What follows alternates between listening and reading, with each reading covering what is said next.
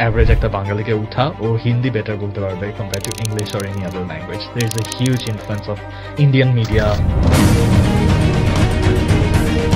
which stops local media from, I don't know, succeeding. এটা কেন হয়েছিল এতদিন, অনেক বছর ধরে কেন চলে আসছে, সেটা হচ্ছে যে আমরা রাইট কন্টেন্টটা প্রোগ্রাম করতে পারি। কাজে আমাদের ল্যাঙ্গুয়েজের পাওয়ার আছে, আমাদের গল্পের পাওয়ার আছে, এটা আমরা কেন করতে পারবো না? এতদিন হয় নাই, হবে, হইতে হবে। আজকে যেই দর্শকের খারাপ লেগেছে, অন্য টাইপের দর্শকের আবার ওটা ভালো লাগে। সো ওটিটিকে আমরা বলি একটা সুপার মার্কেটের মতো। You guys had to make projections, আপনাদের ওরকম খুব একটা ডেটা ছিল না। Do you think এটা হচ্ছে আমাদের বাংলাদেশের একটা limitation? Investor set of data ছাড়া কেন আসলে ইনভেস্টমেন্টে রাজি হবে? মানে এটা মিলে না কিন্তু। হ্যাঁ, which policy যেটা আপনার মনে হয় সবচেয়ে বেশি ফ্রাস্ট্রেটিং? যদি ওটিটির জায়গায় বলি, ওটিটিতে উল্টা সিনড্রোম আমি দেখতে পাচ্ছি বাংলাদেশ গভর্নমেন্ট। অনেক দেশে ফিল্মের পুরো ব্যাপারটাই থাকে হচ্ছে কালচারাল মিনিস্ট্রির আন্ডারে, কিন্তু আমাদের দেশে ফিল্ম হচ্ছে ইনফরমেশন মিনিস্ট্রির আন্ডারে। ভ্যাট এবং ট্যাক্স এটা যত বড় ভাবে আসলে আমাদের পে করতে হয়, এবার বাজেটে কিন্তু আরো ট্যাক্সেশন অ্যাড করা হয়েছে, এসডি 10% আরো। এটা শর্ট টাইম বেনিফিট চিন্তা করলে এটা কোনোদিন বাংলাদেশ এইভাবে গ্রো করবে না, নতুন ইন্ডাস্ট্রি তো গ্রোই করবে না। একটা চারা গাছ মাত্র এখান থেকে শুরু হলো, তখনই যদি আমরা ফল খেতে চাই হবে না। লাস্ট কোয়েশ্চেন, শিওর কি in the next 2 years, next 5 years and next 10 years, your vision?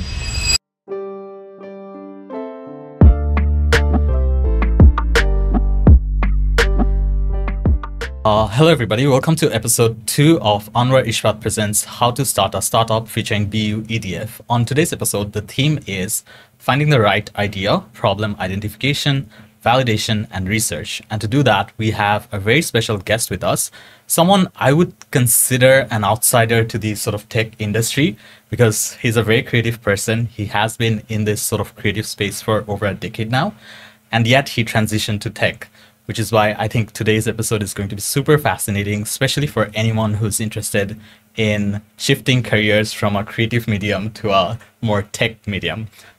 Welcome, Mr. Ridwan Rani Bhaiya. Thank you so much. So, Bhaiya, I just heard that আপনি ব্র্যাক ইউনিভার্সিটিতে পড়তেন and তারপর আপনি ইস্ট ওয়েস্টে গিয়েছেন. Can you tell us the story about that? Oh my god, এই story বলতে গেলে তো আসলে আমাকে এই ক্যাম্পাস থেকে বের করে দিতে পারে। আচ্ছা, যাই হোক, না ইন্টারেস্টিং। আসলে আমি জয়েন করেছিলাম কম্পিউটার সায়েন্স অ্যান্ড ইঞ্জিনিয়ারিং ডিপার্টমেন্টে, সিএসি, এবং প্রথম 3 সেমিস্টার ব্র্যাক ইউনিভার্সিটিতে করি। তারপরে হচ্ছে যে তখন মহাখালীতে ক্যাম্পাস, ব্র্যাক ইউনিভার্সিটি আর ইস্ট ওয়েস্ট ইউনিভার্সিটির পাশাপাশি। তো স্বাভাবিকভাবেই সবার কি মনে হয় যে এখানে মনে হয় অনেক যন্ত্রণা, ওপারেতে যত সুখ আমার বিশ্বাস, বাংলায় একটা কথা আছে না, যে হয়তো ওরাও মনে করতো ইস্ট ওয়েস্টের, আমরা সব একসাথে আড্ডাবাজি করতাম, ওরা হয়তো মনে করতো যে নিশ্চয়ই ব্র্যাক অনেক বেটার, ব্র্যাক মনে করতো নিশ্চয়ই ইস্ট ওয়েস্ট মানে অনেক ফ্লেক্সিবল, এইরকম একটা ব্যাপার তখন ছিল। আর হচ্ছে আড্ডাবাজিতে দেখা যাচ্ছে যে ওখানকার একটু সুন্দর ছেলে মেয়ে এইদিকে আসতেছে, এইদিকে সুন্দর ছেলে ওইদিকে যাচ্ছে, তো ওদের সাথে একটু কথা বলা, মজা করা, জাস্ট এটা তখন এটা একটা মানে আনন্দময় পরিবেশ ছিল আসলে স্টাডির পাশাপাশি। তো যাই হোক, আমার কোনো একটা ঘটনার কারণে আমাদের একসাথে 17 জন স্টুডেন্ট আসলে আমরাকে ট্রান্সফার করি। আমার ধারণা প্রায় সমসংখ্যক স্টুডেন্ট ওই সময় আবার ব্র্যাকেও চলে আসে, কিন্তু আমার ব্র্যাকের জার্নিটা আমার জন্য খুবই ইন্টারেস্টিং এবং একই সাথে আমার জীবনের অনেক কিছু শেখা। মানে অবশ্যই ইউনিভার্সিটিতেই মানুষ শেখে, নানানভাবে শেখে। ইস্ট ওয়েস্ট ইউনিভার্সিটি থেকে আমি অনেক কিছু শিখেছি, ওখান থেকেই কিন্তু আমার গ্র্যাজুয়েশনটা কমপ্লিট করেছি। কিন্তু একদম প্রথম ইউনিভার্সিটির যেই ফিলিংটা, সেটা কিন্তু ব্র্যাক ইউনিভার্সিটি থেকে আসলে পাওয়া, এবং এটা ডিসিপ্লিন অথবা কোয়ালিটি এডুকেশন অথবা আমার একটা গোল সেট করা যে আসলে আমি মানে আমার জীবনে কোন দিকে যাব, কি করব। তো আমার মনে হয় যে ব্র্যাক ইউনিভার্সিটি আমার আসলে ক্যারিয়ারে শুধু না, আমার জীবনের সাথে খুবই কানেক্টিং একটা জার্নি, এবং আই এম সো প্রাউড যে আমি ব্র্যাক ইউনিভার্সিটি স্টুডেন্ট ছিলাম। এবং এই ক্যাম্পাসে এসে আমি তো জাস্ট এমেজড হয়ে গেলাম। আমাকে মানে আমি আরও নিজেকে খুব মানে প্রাউড ফিল করছি। সো ভাই, তখন যদি ক্যাম্পাস থাকতো আপনি কি ইস্ট ওয়েস্টে যেতেন? সরি ইস্ট ওয়েস্টের ভাই ব্রাদার, আমি ইস্ট ওয়েস্টে অনেক ভালোবাসি, কিন্তু এই ক্যাম্পাস আমার অনেক ভালো লাগছে। Thank you. So Bhaiya, you started your career as a director, assistant director, but you studied computer science engineering. So আমি যদি এটা ভাইয়া বাসায় বলি আমাকে বের করে দিবে, সো আপনার এক্সপিরিয়েন্সটা প্লিজ। আমাকে প্রায় বের করে দিতে লাগছিল, তারপর কারণ হচ্ছে যে অনেস্টলি বলি যে মানে বাংলাদেশে যখন ডিজিটাল ট্রান্সফরমেশন শুরু হয় তখন কিন্তু আমাদের অনেক প্রফেশনালস দরকার, যে যারা হচ্ছে মানে টেক ব্যাকগ্রাউন্ড থেকে আসবে, রাইট? কারণ it's a whole ecosystem, it's a whole একটা দেশের পুরো সিস্টেমটাকে কিন্তু ট্রান্সফর্ম করা হচ্ছে। তো এইখানে ওই সময় অনেক ইউনিভার্সিটিতে computer science and engineering, computer science, computer engineering, electrical engineering এরকম সাবজেক্টগুলো কিন্তু তখন খুবই মানে সবাই পড়তে চাচ্ছে অথবা ফিউচার গোল হিসেবে সবাই নিতে চাচ্ছে। তো আমার স্বাভাবিকভাবেই যেটা হয় যে ওই হাইপে ঢুকে গেছি আর কি। কিন্তু আমার মনের মধ্যে ডেফিনেটলি মানে এরকম ছিল আমি স্টোরি টেলার হব, কিন্তু ওই সময় ফিল্ম মেকিংয়ের অনেক মানে ভালো অপরচুনিটি নাই পড়ার, ডেফিনেটলি এরকম একটা জায়গা ছিল।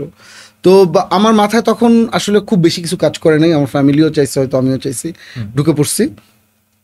কিন্তু ভেতরে ভেতরে তো আসলে স্টোরি টেলার হওয়ার অথবা আমি কোন মিডিয়ামে আমার স্টোরি বলবো, মানে সবাই স্টোরি টেলার, মানে একজন কম্পিউটার ইঞ্জিনিয়ারও স্টোরি টেলার, যে কোডিং করে সি ল্যাঙ্গুয়েজে সেও স্টোরি টেলার না? কারণ একজন মার্কেটিংয়ে কোনো একটা প্ল্যান বানাচ্ছে, ও তো একটা স্টোরিই বলছে আসলে দিন শেষে। তো আপনি আপনার স্টোরি টেলিং মিডিয়াম কি, এটা কিন্তু আসলে মানে ফিক্স করতে হবে। তো আমার স্টোরি টেলিং মিডিয়াম প্রথম দিকে আমার মনে হচ্ছিল যে হ্যাঁ আমি কম্পিউটার ইঞ্জিনিয়ারিং পড়ে আমি হয়তো একটা সফটওয়্যার ফার্ম দিব, এটা করব। তখন আমার জীবনের গল্পটা আমি এভাবে সাজাচ্ছিলাম। আবার একই সাথে মনের মধ্যে যেহেতু ফিল্মের পোকা ঢুকেছিল, তখন আমার মনে হচ্ছিল যে আমি ফিল্ম মেকার হব।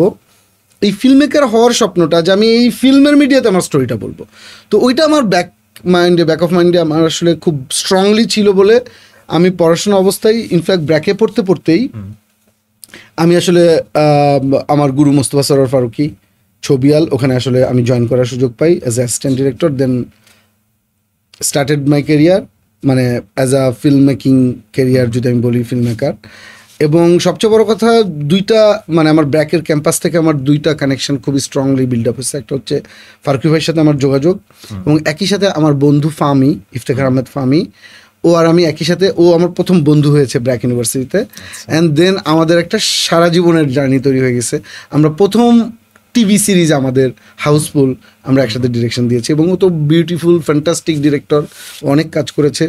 যদিও এখন ওকে অনেক মিস করি, কারণ অনেকদিনও একটু কাজ করে না, কিন্তু আমার ভালো বন্ধু বলি, ভালো ফিল্ম মেকিংয়ের যাত্রা বলি, এবং একই সাথে আমার টেক ব্যাকগ্রাউন্ডের ওই জায়গাটা এক্সপ্লোরেশন বলি, সব কিন্তু ব্র্যাক ইউনিভার্সিটিটা শুরু। আচ্ছা, so we take all the credit. Thank you, Bhaiya. But Bhaiya, coming back to the question, I feel like যে এখন আপনার কি মনে হয় 2025-এ যারা ফিল্ম মেকার্স আছে or aspiring storytellers আছে, do they have, I don't know, some kind of technical background where they can let out that creativity?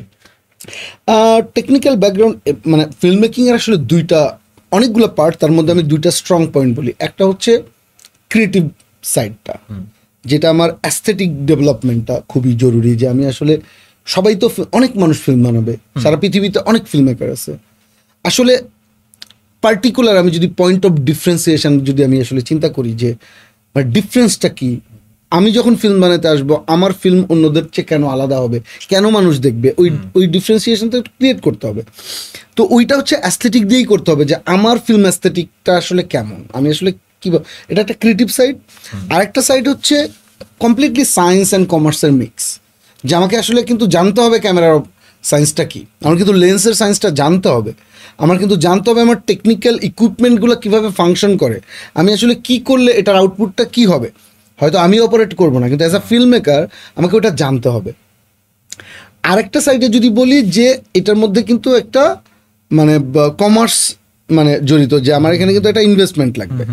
তো এই যে প্রত্যেকটা জিনিসের মানে সংমিশ্রণ, সো টেকনিক্যালি সবই আসলে জানতে হবে। না জানলে কিন্তু আসলে একটা ফিল্ম মেকার হওয়ার জার্নিটা খুব মানে মানে সাকসেসফুল হওয়ার ক্ষেত্রে খুবই বাধা। কাজেই আমার মনে হয় যে হোল টেকনিক্যাল নলেজ এখন একটা যে কেউই চাইলে আরও সহজে গেইন করতে পারে, কারণ অনেক মাস্টার ক্লাস আছে, যেটা পেইড কোর্স আছে, নন পেইড কোর্স আছে, সেখান থেকে আসলে এই নলেজগুলো গ্যাদার করা যায়। কিন্তু টেকনিক্যাল বিষয়টা আবার অন ফিল্ডে এসে কাজ করতে হবে। আমি হয়তো ওখান থেকে আমি থিওরিটা বুঝতে পারবো, ওখান থেকে হয়তো আমি বুঝতে পারবো যে কীভাবে কাজ করতে হয়, কিন্তু আমাকে আসলে কাজ করে করে অন ফিল্ডে কাজ করে করে করে করে এক্সপেরিমেন্ট করে করে আসলে আমার ফিল্মের ল্যাঙ্গুয়েজটা ঠিক করতে হবে।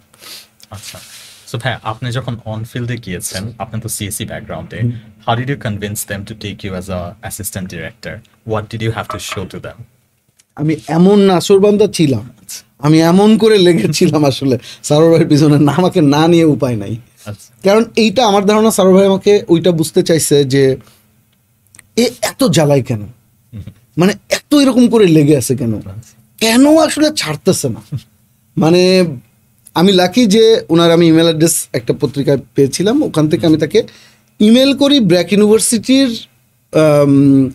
ইয়েতে লাইব্রেরিতে বসে, ওই কম্পিউটার আমার মনে আছে, আমার নিজের কম্পিউটার তখন কিনবো এরকম ওই বিল্ডিংয়ে আর কি, হ্যাঁ মহাখালী, এটা আমার মনে আছে।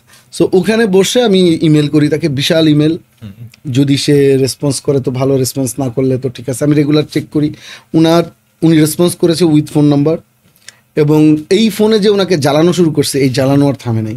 একটা সময় আমার সাথে দেখা করার সে সুযোগ দেয়, এবং তারপরে সে বুঝতে চাইছে যে আমার মনে হয়েছে, আমি এখন পরে যখন আমি নিজে অ্যাসিস্ট্যান্ট ডিরেক্টর অনেক রিক্রুট করেছি, তখন আমার মনে হয়েছে আমি কি বুঝতে চেয়েছি যে আসলে ওর কতটুকু স্ট্রং, আসলে যে এটা কি শখে শুধু আসতেছে নাকি আসলে অনেক সিরিয়াস প্ল্যান করে আসতেছে।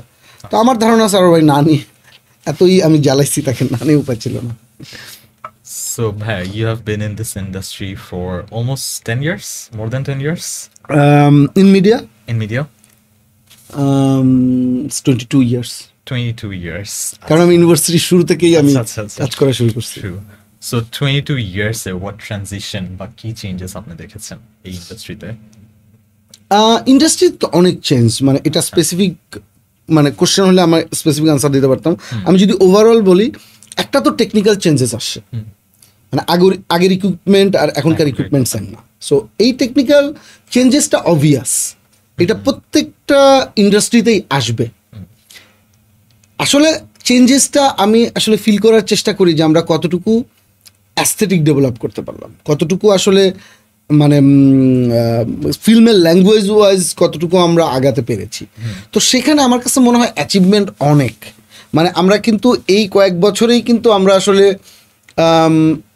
আমাদের সময় আমরা তারেক মাসুদ স্যারকে দেখে বড় হয়েছি, এবং ওই সময় উনি বাংলাদেশের প্রথম ফিল্ম মেকার যার সিনেমার ডিরেক্টরস ফোর্টনাইটে গিয়েছে, মাটির ময়না।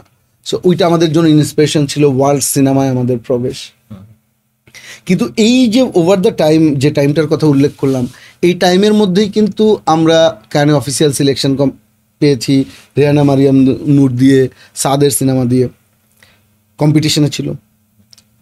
এরপরে এই বছরে এসে কিন্তু আদনান আল রাজীবের, আমাদেরই বন্ধু ভাই ব্রাদার, তার আলী যে শর্ট ফিল্মটা, সেটা কিন্তু মানে স্পেশাল জুরি মেনশন পেয়েছে। সো এই যে অ্যাচিভমেন্টগুলো একদম কান্ত, আসলে সবচেয়ে টপ যদি আমি আসলে মানে প্রত্যেকটা জায়গায় যদি চিন্তা করি, সেই পর্যন্ত কিন্তু আমাদের অ্যাচিভমেন্ট কিন্তু কম না। এবং অন্য জায়গায় যদি আমরা আসলে ফেস্টিভ্যালগুলো দেখি, বুসান, টিফ, তারপর অনেক জায়গা, মানে যেগুলো খুব ক্রেডিবল ফেস্টিভ্যাল, এই ক্রেডিবল ফেস্টিভ্যালে কিন্তু আমাদের ফিল্মের জার্নিটা কিন্তু অনেক ভালোভাবে আসে। আরও আসা উচিত অবশ্যই, আরও আসবে। নুহাস ইনফ্যাক্ট অনেকগুলো ফেস্টিভ্যালে চরকির কন্টেন্ট নিয়ে গিয়েছে, ওর নিজের কন্টেন্ট নিয়েও গিয়েছে। তো এই যে যাওয়া জার্নিগুলা, এই জার্নিগুলো বলে যে আমরা অনেক কিছু আগাইছি, কিন্তু লোকাল মার্কেটে এসে আমরা আরও আগানো দরকার ছিল, লোকাল মার্কেটটা আরও সমৃদ্ধ হওয়া দরকার ছিল। এবং হোল বাঙালি ডায়াসপোরা যদি আমরা যেটা চিন্তা করি, তাদের যে কন্টেন্টের যে কনজামশনের যে নিডটা, ওইটা আমরা অনেক ফুলফিল করতে পারি নাই আসলে, এবং বাংলাদেশ এবং হোল বাঙালি ডায়াসপোরা যদি আমরা চিন্তা করি। So, the reason I think Chorky is cool, I'm a big fan of it. On no OTT platform user going now, just Chorky or Bideshi Gula. But again, I still think Chorky is very cool. One of the reason is because of those art house film types. যেটা usually আমি আগে দেখি নাই কোনো সময়, আপনাদের যে production লেভেলগুলো আছে।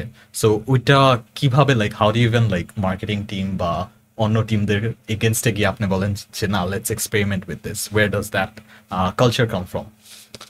Because that's very rare in Bangladesh. Right. আবার একই সাথে চ্যালেঞ্জ তো আছে, মানে আমরা যে এটা যে খুবই স্মুথলি করতে পারি, অথবা আমরা মানে যতগুলো করতে চাই ততগুলো করতে পারি, এটা কিন্তু না আসলে। কারণ ওটিটি হচ্ছে পেইড মিডিয়াম। পেইড মিডিয়ামে সাধারণ দর্শক পে করে সে এন্টারটেনমেন্টই খুঁজতে চায় প্রপার, যে তাকে আমি সার্ভ করতে পারছি কিনা। সেখানে এটা আর্ট হাউস ফিল্ম নাকি এইটা কমার্শিয়াল ফিল্ম, এই ডিবেটটার চেয়েও বড় কথা হচ্ছে ও এনজয় করছে কিনা। ও যদি এনজয় না করে তাহলে কিন্তু আসলে সে যে টাকাটা দিয়ে সাবস্ক্রিপশনটা করলো এটা তার ভ্যালু প্রপোজিশনটা ঠিক থাকবে না। ওই জায়গাটাই আসলে চ্যালেঞ্জটা।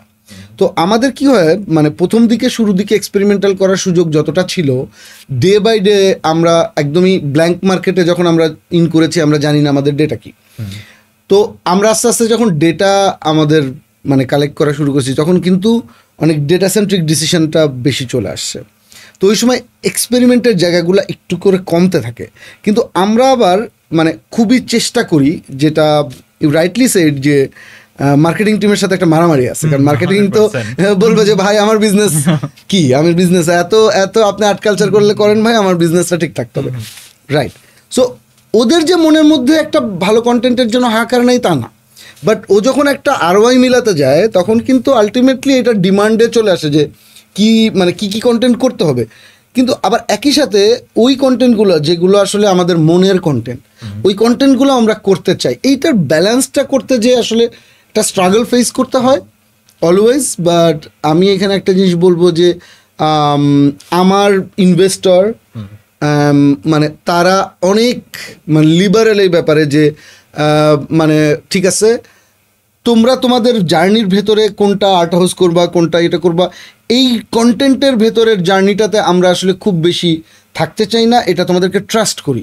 এই ট্রাস্টটা ইম্পর্ট্যান্ট, যে এই ট্রাস্টটা আমরা জানি যে আমরা আসলে একদিনে বেনিফিটটা দিতে পারবো না, কিন্তু ইন দ্য লঙ্গার রান এটার যে ব্র্যান্ড ভ্যালু ক্রিয়েট হবে, মানে অপারেশনাল কস্টিং কভার করার জন্য তো আমাকে তো আসলে একটা লেভেলে কন্টেন্ট দিয়েছি, কিন্তু লং রানে যে ব্র্যান্ড বেনিফিটটা আসবে এইটা ট্রাস্ট করাটা ইম্পর্টেন্ট, যেটা আমি খুব লাকি যে আমি এরকম ইনভেস্টর পেয়েছি আসলে। So Bhaiya, how do you make those decisions? Once the decision process, ঠিক আছে brand value build করবে, but who gets to say আচ্ছা না, this is let's try this out, see, because backlash খাওয়া তো বাংলাদেশে খুবই কমন, রাইট? এবং ইনফ্যাক্ট আমরা অনেক ব্যাকল্যাশ খাইছি, মানে এটা এমন না যে আমাদের সব কন্টেন্ট ওয়ার্ক করে, সব কন্টেন্ট ওয়ার্ক করা পসিবল না। এবং এটা এখন পর্যন্ত কোনো industry, Hollywood, Bollywood, in fact Korean industry বলে কেউ শিওর শট বলতে পারবে না যতগুলো ফিল্ম বানানো হচ্ছে সব ওয়ার্ক করবে, এটা কোনো ওটিটিও বলতে পারবে না। সো ব্যাকল্যাশ হবে, কিন্তু একটা গাটস ফিলিং নিয়ে শুরু করতে হয় আর কি, যে একটা তো ডিসিশন মেক করতে হয় হার্ডকোর, যে না এইটা যদি আমি লস খাই তাহলে এই লসটা আমি কিভাবে আসলে রিকভার করব। তো ওই ব্যাকআপ প্ল্যান বি কিন্তু সবসময় থাকতে হবে, আদারওয়াইজ আমি লস খাইলাম এক সময় পুরো প্ল্যাটফর্ম বন্ধ হয়ে যাবে এবং যে পরিমাণ ইনভেস্টমেন্ট হয়েছে সেটা কিন্তু আসলে রিকভার হবে না। তো আলটিমেটলি আমাদের একটা কন্টেন্ট যখন এক্সপেরিমেন্টাল আমরা করি, সাথে সাথে আরও 3টা কন্টেন্ট ব্যাকআপ মাইন্ডে আমাদের আসলে রেডি রাখতে হয়, যে এটা কোনো কারণে আসলে মিসফায়ার করলে দেন আমি আসলে কী দিয়ে এটাকে কাভার করব। সো এটা একটা ডে টু ডে ওয়ারের মতো চলতে থাকে, যে আমরা আসলে কী করব। কন্টেন্ট টিম এক ধরনের আশা নিয়ে আসে, আর মার্কেটিং টিম এটাকে আর এক ধরনের মানে ডেঞ্জারাস পাথ তৈরি করে। কিন্তু সবাই আসলে বাংলা ইন্ডাস্ট্রির জন্য, বাংলা কন্টেন্ট ইন্ডাস্ট্রির জন্য রাইট প্রোগ্রামিংটা খোঁজার চেষ্টা করছে, সেটা আমার মনে হয়। ইনফ্যাক্ট চরকি তো আমরা একদম ডে ওয়ান থেকে, আমি জানি না এত ডিসিশন কেমনে হয়ে গেছে, কিন্তু আসলে আলাদা করে বলতে পারবো না, কিন্তু ইটস এ ফিলিং, অথবা এটা আমার কাছে মনে হচ্ছে যে আন্ডারস্ট্যান্ডিং অফ মার্কেট, যে আমাদের আসলে যেমন আমি ফিল্ম মেকিং কেরিয়ারে দীর্ঘদিন একটা দর্শকের সাথে আমার একটা সংযোগ ছিল। আমার টিমে যারা আছে তারা আমার আগের টিমেও কাজ করতো, যখন আমি পপকর্ন লাইভ নামে একটা ওটিটি করেছিলাম। আমার প্রোডাকশন কোম্পানিতে কেউ কাজ করতো, আবার কাউকে আমি ফ্রেশ রিক্রুট, আমি তাকে চিনিই না, এবং প্রোডাক্ট টিমের জন্য যদি আমি রিক্রুটমেন্ট চিন্তা করি তখন আমার ইঞ্জিনিয়ারিং টিম থেকে নানান জায়গা থেকে হায়ার করতে হচ্ছে, তাদের সাথে জেলিং করা উইথ একটা ক্রিয়েটিভ প্রোডাক্ট। মানে ওর কাছে তো মানে অ্যাপস তো অ্যাপস, কিন্তু এটাকে ক্রিয়েটিভলি চিন্তা করা, ক্রিয়েটিভলি সলভ করা, এটা তো আরেকটা নতুন গেম। সো এইটার সাথে আসলে অ্যালাইন করা, তো অনেকগুলো ডিসিশন মেকিং পয়েন্ট একসাথে হয়ে তো আসলে এই ডিসিশনগুলো নিতে হয়। তবে আমরা কিছু রিস্কি ডিসিশন ইচ্ছা করেই নিয়েছি, কারণ আমার কাছে মনে হয় যে একটা ব্র্যান্ড বিল্ড আপের জন্য আসলে সব ডিসিশন সায়েন্টিফিক্যালি মিলবে না। আসলে কোনো ডিসিশন নিতে হবে যে ডিসিশনগুলো নেওয়া প্রয়োজন আছে, অনেক হিউম্যানয়েড মানে লেন্স থেকে আসলে দেখতে হবে অনেক কিছু। So coming back to that question of problem identification, right? Yes, how did you identify that this is a problem that needs to be addressed? এইটা তখন যেটা হচ্ছিল যে বাংলাদেশে যখন ইন্টারন্যাশনাল ওটিটি জার্নি শুরু করে তখন বেশ ভালোই পপুলার শুরু করলো। সেটা আমাদের জন্য ইন্সপায়ারিং, লোকাল মার্কেটের জন্য ঠিক আছে, ইন্টারন্যাশনাল ওটিটি গুলো অপারেট করছে, আমরা কোয়ালিটি প্রোডাকশন লিগালি দেখতে পাচ্ছি, সবকিছু মিলায়। কিন্তু আমার একটা চিন্তা আমার মাথার মধ্যে খুব ঘুরপাক খাচ্ছিল যে তখন একটা রিপোর্ট আমি দেখতে পাচ্ছিলাম যে বাংলাদেশ থেকে অনেক রেভিনিউ আর কি ইন্টারন্যাশনাল ওটিটি আসলে নিয়ে যায় দেশের বাইরে, না কারণ ওরা তো বাইরের কোম্পানি। তো আমার তখন মনে হচ্ছিল যে আমাদের দেশে এত ট্যালেন্টেড পিপল আছে, মানে ভালো গল্পকার আছে, ভালো আর্টিস্ট আছে, ভালো ডিরেক্টর আছে, স্টোরি টেলার আছে। আমরা যদি আমাদের গল্প খুব কোয়ালিটি মানে লোকাল স্টোরি সেটা যদি খুবই গ্লোবাল স্ট্যান্ডার্ডে মেক করতে পারি, আমাদের ট্যালেন্টগুলোকে যদি আমরা কাজে লাগাতে পারি, তাহলে আমাদের নিজেদের জন্য একটা প্ল্যাটফর্ম দরকার যেখানে আসলে বিদেশি প্ল্যাটফর্ম আমাদের এখান থেকে রেভিনিউ নিয়ে, মানে ফরেন কারেন্সি রিজার্ভ থেকে আসলে টাকা চলে যাচ্ছে দেশের বাইরে, ডলার চলে যাচ্ছে দেশের বাইরে। আমরা যদি নিজেদের একটা প্ল্যাটফর্ম ডেভেলপ করতে পারি, প্রপার একটা স্ট্যান্ডার্ড প্ল্যাটফর্ম, তাহলে আমরা কি করতে পারি, আমরা হোল বাঙালি ডায়াসপোরা থেকে কিন্তু আমরা আসলে ডলার আমাদের ইনফ্লো করাইতে পারবো, আমাদের আসলে ফরেন কারেন্সি রিজার্ভে এসে জমা হবে, তাহলে আমাদের দেশের ইকোনমিটা বাড়বে, ইউজিং অথবা মানে পেট্রোনাইজিং আওয়ার লোকাল ট্যালেন্ট। তো ওইটা আমার কাছে মনে হচ্ছিল যে ওই প্ল্যাটফর্মটা কোথায়, ওই প্রবলেমটা আমার কাছে সবচেয়ে বেশি মনে হচ্ছিল যে আমি এজ এ ডিরেক্টর কোথায় কাজ করব, যে একটা কোয়ালিটি প্রজেক্ট নিয়ে আমি কাজ করব, সেটা আমার কাছে মনে হচ্ছিল। এই কারণে আমার কাছে মানে ফার্স্ট মনে হয় যে তখন ওটিটি প্ল্যাটফর্ম অনেকগুলো অপারেট শুরু হচ্ছিল, তখন মাত্র বাংলাদেশি লোকাল ওটিটিগুলো। আমি নিজেও একটা ওটিটি প্ল্যাটফর্ম শুরু করি আমার প্রোডাকশন কোম্পানি থেকে, পপকর্ন এন্টারটেইনমেন্ট হচ্ছে আমার প্রোডাকশন কোম্পানির নাম ছিল। তো সেখান থেকে পপকর্ন লাইভ নামে একটা ওটিটি প্ল্যাটফর্ম করি। তখন মার্কেট অপারেট করছিল প্রথম 3টা ওটিটি প্ল্যাটফর্ম আসলে বঙ্গ এখনো ওয়ার্ক করছে, থার্ড বেল এবং popcorn live. So third bell পরবর্তীতে বন্ধ হয়ে যায়, পপকর্ন লাইভও একটা সময় তখন পপুলার হওয়া শুরু করেছিল, বাট ইনভেস্টমেন্টের অভাবে একটা সময় অনেকগুলো কেস চলে আসে, আমি আর রান করতে পারিনি ওই সময়।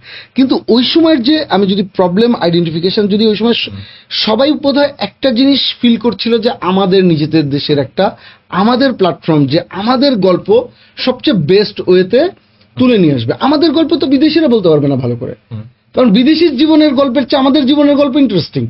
আমাদের যে ভাই বোনের সম্পর্ক, আমাদের যে চাচা মামার সম্পর্ক, আমার যে বিআই বিআইনের সম্পর্ক, আমাদের বাবা মা, আমাদের ফ্যামিলির যে সম্পর্ক, এটা কোর শিকড়ের যে গল্পগুলো, এটা কিন্তু ইউনিক সারা পৃথিবীতে।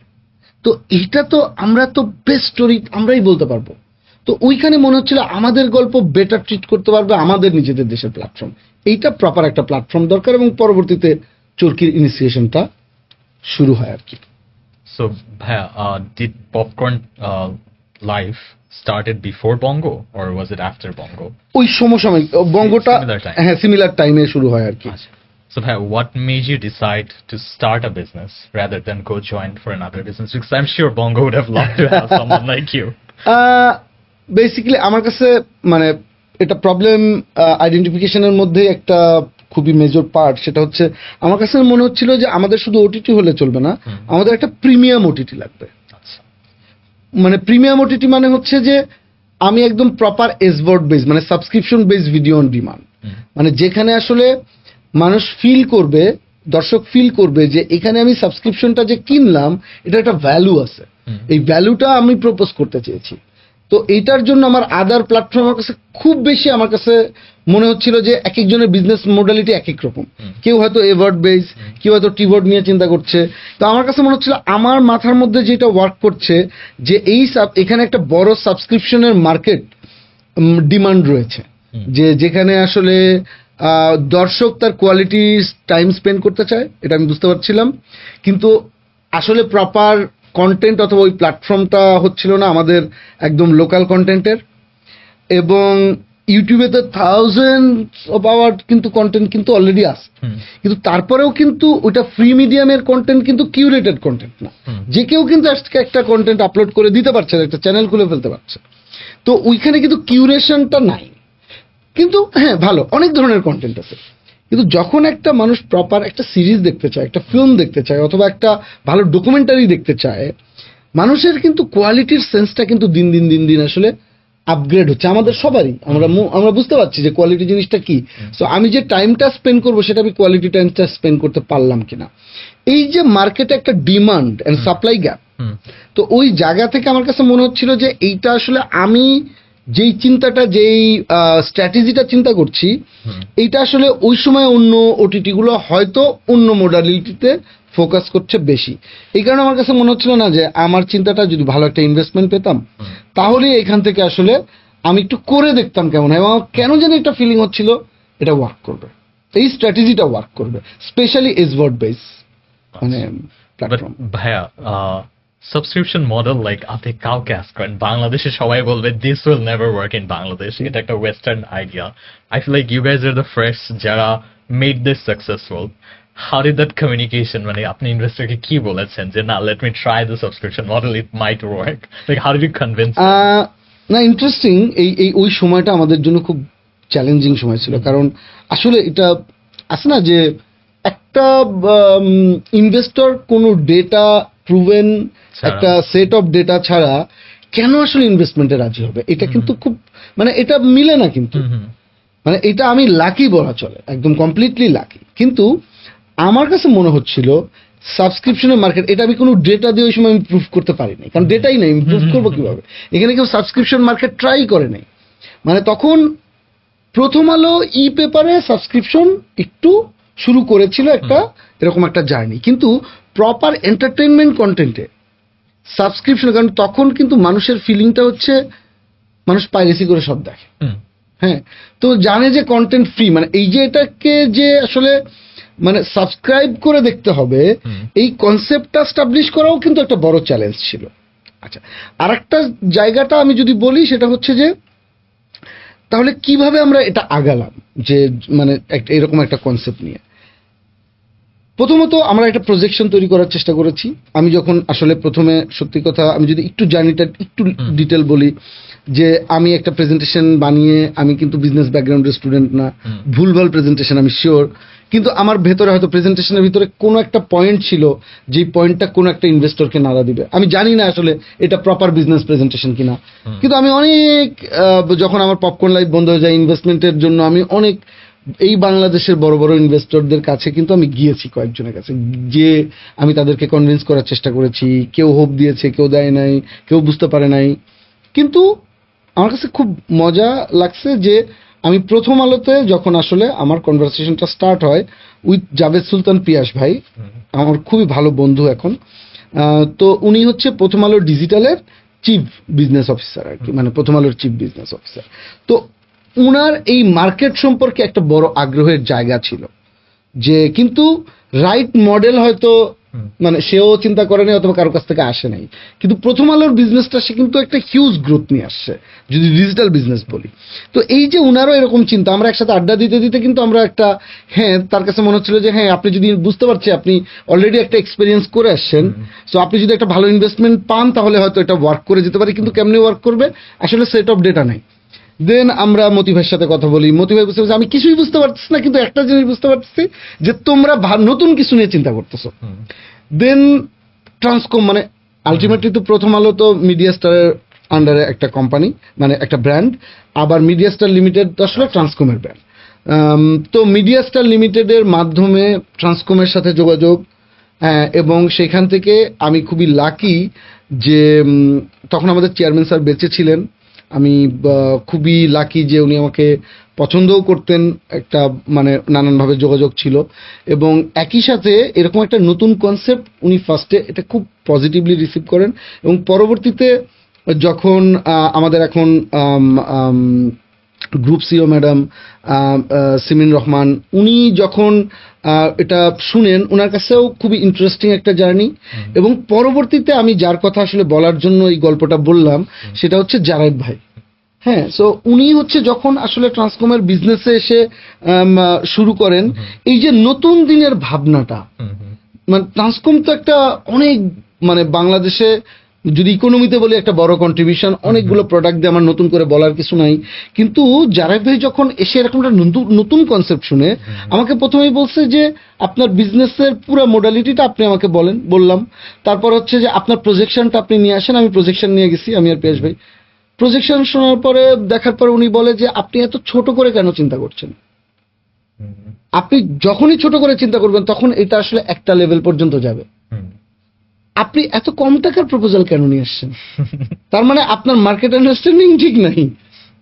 আমি যে না, মার্কেট তো এরকমই মনে হয় মার্কেট, মানে না, যদি মনে করেন এরকম মার্কেট তাহলে এই মার্কেট কোনোদিন বড় হবে না, মানে মার্কেট নিশ্চয়ই অনেক বড়, আদারওয়াইজ আপনার এই ফিলিংটা কেন হচ্ছে। আমি যেহেতু জানি না ডেটা, আমি যেহেতু বিজনেস ব্যাকগ্রাউন্ডও না, তখন হয়েছে কি আমি উনার ওই কথাটার উপরে কিন্তু আমার মাথার মধ্যে কাজ করতে থাকে যে আমাকে আসলে ডিগ ডাউন করতে হবে, আসলে প্রপার মার্কেট রিসার্চে ঢুকতে হবে। দেন আমরা কিন্তু অনেক দিন কাজ করেছি শুধু প্রজেকশন নিয়ে, যে নেক্সট ফার্স্ট ইয়ার প্রজেকশন কি হবে, প্রথম 3 বছরের প্রজেকশন কি হবে। যেহেতু প্রুভেন ডেটা নাই, তার মানে আমি প্রজেকশন করে করে ট্রায়াল অ্যান্ড এররের ভেতর দিয়ে কিন্তু একটু একটু করে যেতে হবে, এবং এইটাকে ট্রাস্ট করা, যেটা কিন্তু জারাইব ভাই এইটা ট্রাস্ট করেছে যে না, ওরা যে প্রজেকশন করছে এই প্রজেকশনের মধ্যে কোথাও না কোথাও অনেস্টি আছে হয়তো, এবং এইটা আবার উনাদের ফাইন্যান্স ডিরেক্টরদেরকে কনভিন্স করা, কারণ সবাই তো আসলে ডেটা ড্রিভেন ডিসিশন নিতে চায়। আমরা সবাই মিলে একটা টিম হয়ে উঠলাম, এই টিমটার একটা মাত্র উদ্দেশ্য ছিল যে আমরা ইনভেস্টরদেরকে বোঝানো, বোর্ড অফ ডিরেক্টরসকে বোঝানো যে আমরা যেটা চিন্তা করছি এই চিন্তাটা বাংলাদেশের হোল ইকোসিস্টেম যে গ্রো করছে, আজকে যে এমএফএস গ্রো করছে, আজকে যে ডিজিটাল ব্যাংকিং গ্রো করছে, এ প্রত্যেকটার সাথে কানেক্টেড, এবং এইটা এখনই রাইট টাইম টু ইনভেস্ট। এবং এই যে ফিলিংটা হয়তো তারা বিশ্বাস করেছে। আমরা কিন্তু মাঠে নামার আগ পর্যন্ত আমরা ওই ডেটাগুলো বুঝতে পারছিলাম না, সো আমরা প্রজেকশনের বেসিসে আমরা আসলে কাজ করা শুরু করেছিলাম, এবং কোনোটা প্রজেকশন ওয়ার্ক করবে, কোনোটা কিন্তু করবে না, কারণ প্রজেকশন এমন একটা জিনিস, হয় এটার অ্যাকুরেট মিলবে না, কিন্তু হয় বেশি হবে না হলে কম হবে। যখনই ডাউনফল হচ্ছে তখনই আমরা রুট কজগুলো খুঁজে বের করার চেষ্টা করছি যে কেন আমরা প্রজেকশন মিলাতে পারছি না, ওইগুলো সলিউশন করার চেষ্টা করছি। যেটা ওয়ার্ক করছে বেশি বেশি, তখন আমরা চিন্তা করছি ঠিক আছে এই মডেলটাকে আরো রেপ্লিকেট করি। এইভাবে আসলে আস্তে আস্তে আস্তে আস্তে আগানো আসলে। No, that's very interesting, and also shout out to Zarif Bhaiya. I know you're watching this. I just want to say thank you for Chorky, because all my ABCD friends, they love Chorky. They love the original content. So big shout out, Bhaiya.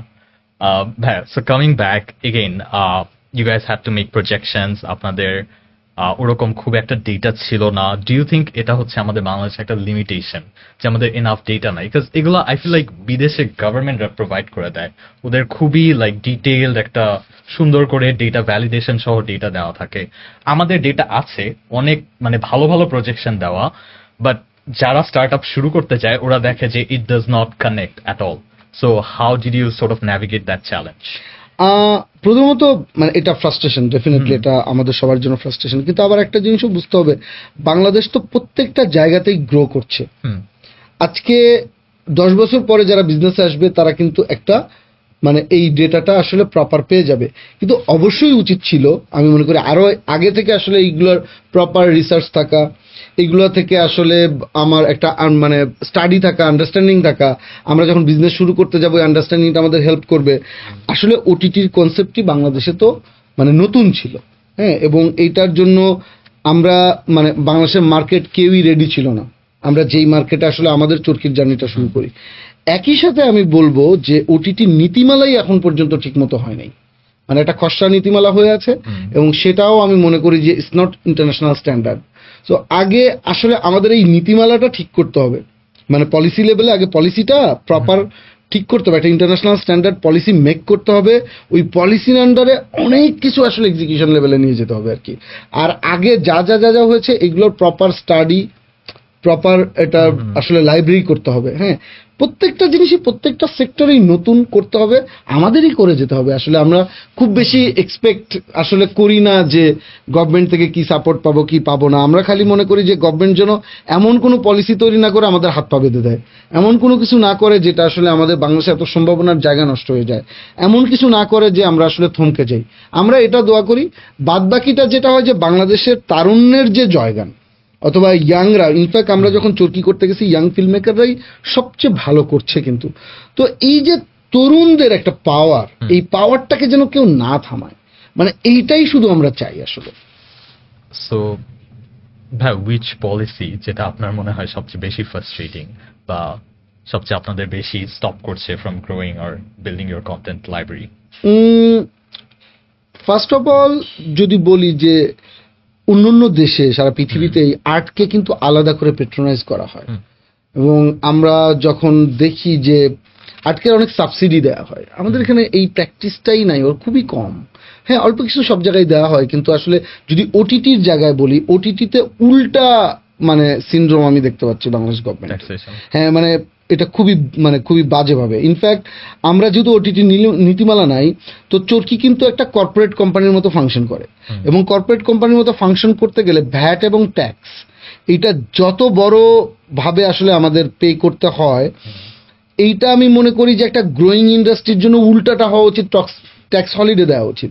কারণ এই ইন্ডাস্ট্রিটা আগে বাড়তে দাও, ইন্ডাস্ট্রিটা shape হোক, দেন আরো benefit কিন্তু বাংলাদেশেই থাকবে এই বেনিফিটটা, ঠিক আছে?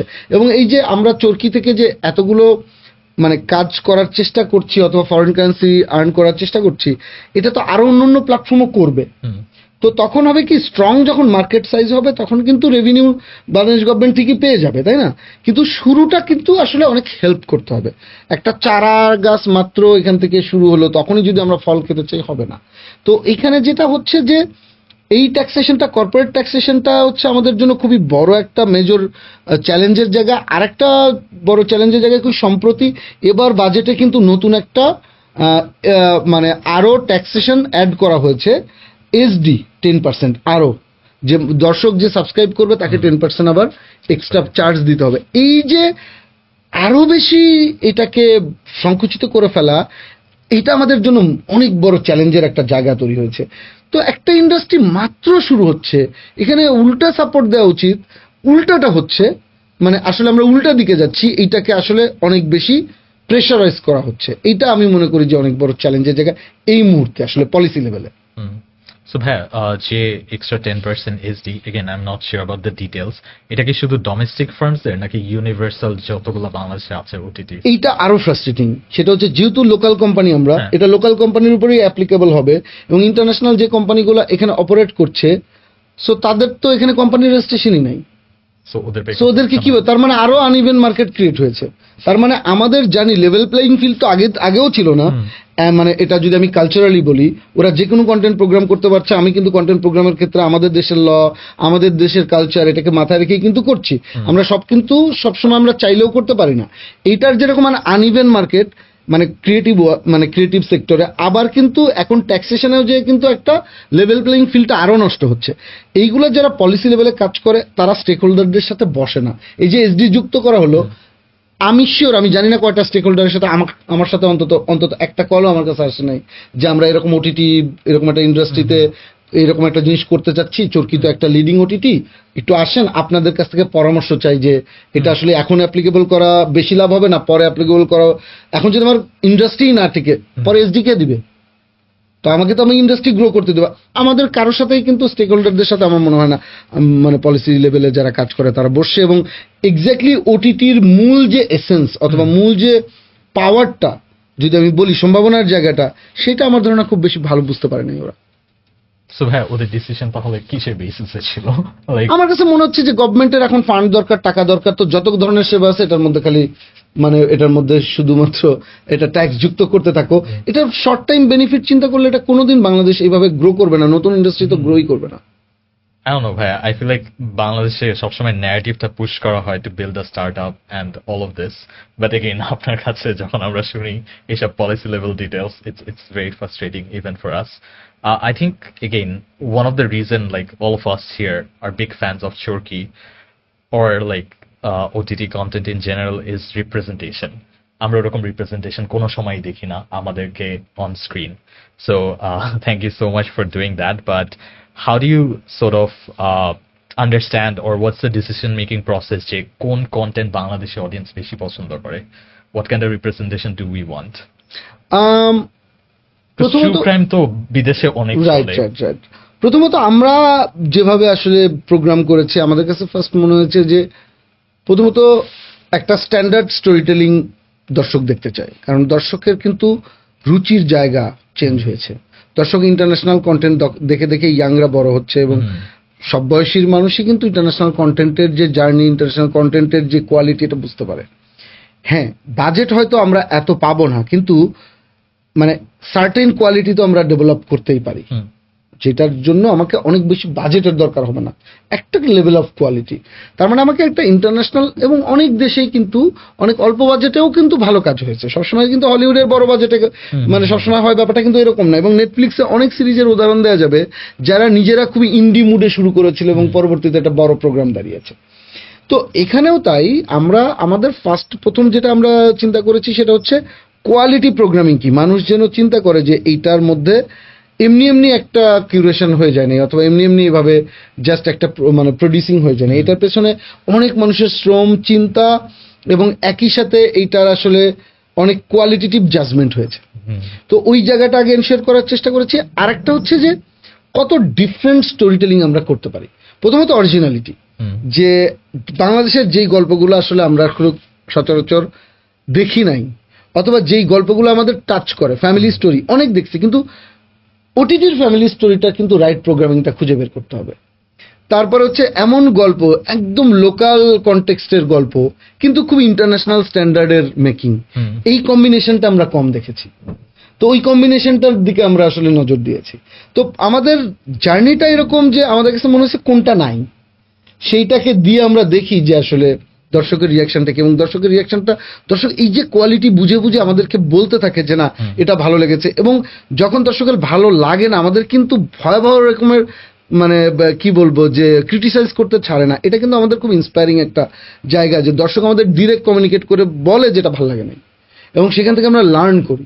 তো ওই যে জায়গাটা, একটা বোঝাপড়ার জায়গাটা দর্শকের সাথে তৈরি হওয়া, যে আসলে এইটা ওয়ার্ক করে এটা করে না। আমরা রাইট প্রোগ্রামিং ফর্মুলা এখনো আমরা জানি না, আমরা এক্সপেরিমেন্টই করছি, অথবা আমরা ট্রায়াল অ্যান্ড এররের মধ্যে দিয়ে যাচ্ছি। কিন্তু এক ধরনের আন্ডারস্ট্যান্ডিং তৈরি হচ্ছে যে যত বেশি লোকাল দেওয়া হবে তত বেশি এটা গ্লোবাল হবে। আমাদের এমনি একটা হ্যাশট্যাগও মাঝে মাঝে আমরা ইউজ করি, লোকাল হবে গ্লোবাল, এরকম আর কি। আচ্ছা ভাইয়া, so Netflix I feel like তখন ছিল, সবাই ইউজ করতো, I was subscribe to Netflix. How did you differentiate Chorky from this existing OTT platform? Like key features বা টেকনিক্যাল ডিফারেন্স ছিল? প্রোগ্রামিং এ আমরা ফার্স্ট তো ওইটাই যে আমরা ওখানে বাংলা কন্টেন্ট নাই, সো আমরা যত বেশি বাংলা কন্টেন্ট প্রোগ্রাম করতে পারি এবং সেটা খুবই রাইট প্রোগ্রামিং করতে পারি, এটাই নেটফ্লিক্স থেকে আমাদেরকে কন্টেন্ট ওয়াইজ ডিফারেন্ট করবে। কারণ আমরা বাংলা মিডিয়ামে আসলে আমরা অপারেট করছি, এবং অন্য ল্যাঙ্গুয়েজে আস্তে আস্তে আমরা এক্সপ্লোর করব। এবার যদি আমরা টেকনোলজি ওয়াইজ বলি, টেকনোলজি ওয়াইজ অনেক বড় চ্যালেঞ্জ আসলে আমাদের দেশে আছে। চ্যালেঞ্জটা কি? চ্যালেঞ্জটা হচ্ছে যে একটা অ্যাপ ডেভেলপ করে ফেলাটা আসলে চ্যালেঞ্জ শুধু না, আমার আসলে ডিস্ট্রিবিউশন লেভেলের চ্যালেঞ্জটা একটু টেকনিক্যালি বেশি। মানে আমি যদি বলি ইন্টারনেটের কানেকশন, আমি যে সহজ ভাষায় বললাম, আমরা তো আসলে ব্যান্ডউইথ হিসেবে চিন্তা করি, কিন্তু আমি সাধারণ দর্শকের জন্য যদি এটা চিন্তা করি যে গ্রামের একটা মানুষ কতটুকু ইন্টারনেট ব্যান্ডউইথ পাচ্ছে স্মুথলি একটা এইচডি প্রিন্ট দেখার জন্য, তো সেইটার যে বিষয়টা, সেটা কিন্তু আসলে আমাদেরকে একটা প্রতিনিয়ত একটা চ্যালেঞ্জের বিষয়। আমরা যদি আসলে আমাদের ইউজার বেস বাড়াতে চাই, তাহলে কিন্তু আমাদের বাংলাদেশের প্রতিটা আনাচে কানাচে যে কিন্তু আসলে একটা রাইট ব্যান্ডউইথে যদি আমি আসলে কন্টেন্টটাকে ডিস্ট্রিবিউট করতে পারতাম, তাহলে কিন্তু এক্সপিরিয়েন্সটা আরো বেটার হতো। ঠিক আছে, মানে সো আমার এখানে হচ্ছে সিডিএন টেকনোলজি যেটা আসলে সেইটা কতটা স্মুথ করতে পারি আমরা আসলে সিডিএনটা। তো এইখানে আমাদের টেকনিক্যাল জায়গাটাতে কি হয়েছে, যদি আমি একটু উদাহরণ মানে অথবা একটু আমি তুলনাটা করি, নেটফ্লিক্সের যেই ইউজার বেস তারা কিন্তু তাদের একটা মিনিমাম ইনকাম আছে, ইনকাম গ্রুপের তারা আছে, যে তারা হয় নিজেদের কাছে তাদের এটা মানে ইন্টারন্যাশনাল ক্রেডিট কার্ড আছে, যারা ডলারে পেমেন্ট করতে হয় নেটফ্লিক্সে, তার মানে হচ্ছে সে একটা লেভেলে মানে শিক্ষিত জনগোষ্ঠী, একটা লেভেলে তারা আসলে ইন্টারন্যাশনাল কন্টেন্ট দেখে এবং কিভাবে একটা অ্যাপ স্মুথলি ইউজ করতে হয় তাদের ওই লার্নিংটা আছে, তাই না? তারপরে তারা ওই পেমেন্ট করার জন্য ওই প্রক্রিয়াটা তারা খুব সহজে জানে, এবং তার ডিভাইস যদি আমরা বলি, তার ডিভাইসটা কিন্তু একটা মানে কোয়ালিটি ডিভাইস যদি টেকনিক্যালি বলি, কারণ তার ওই পারচেস ক্যাপাসিটি আছে যে একটা ভালো মোবাইল কেনার, মানে মোবাইল সেট কেনার।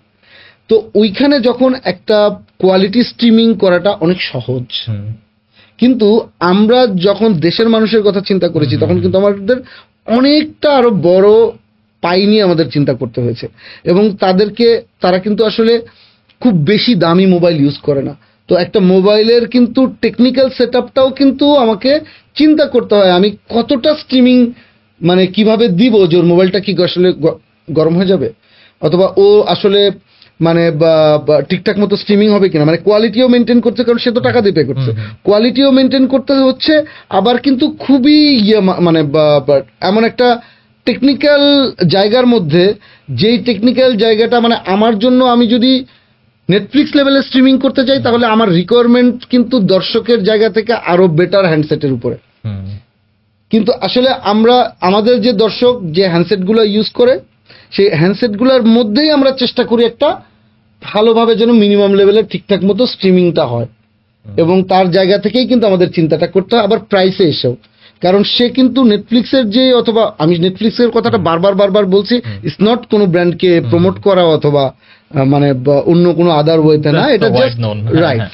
সো এটা জাস্ট বলে রাখলাম। সো এটা যে কোনো ইন্টারন্যাশনাল প্ল্যাটফর্মের ক্ষেত্রে একই কথা প্রযোজ্য।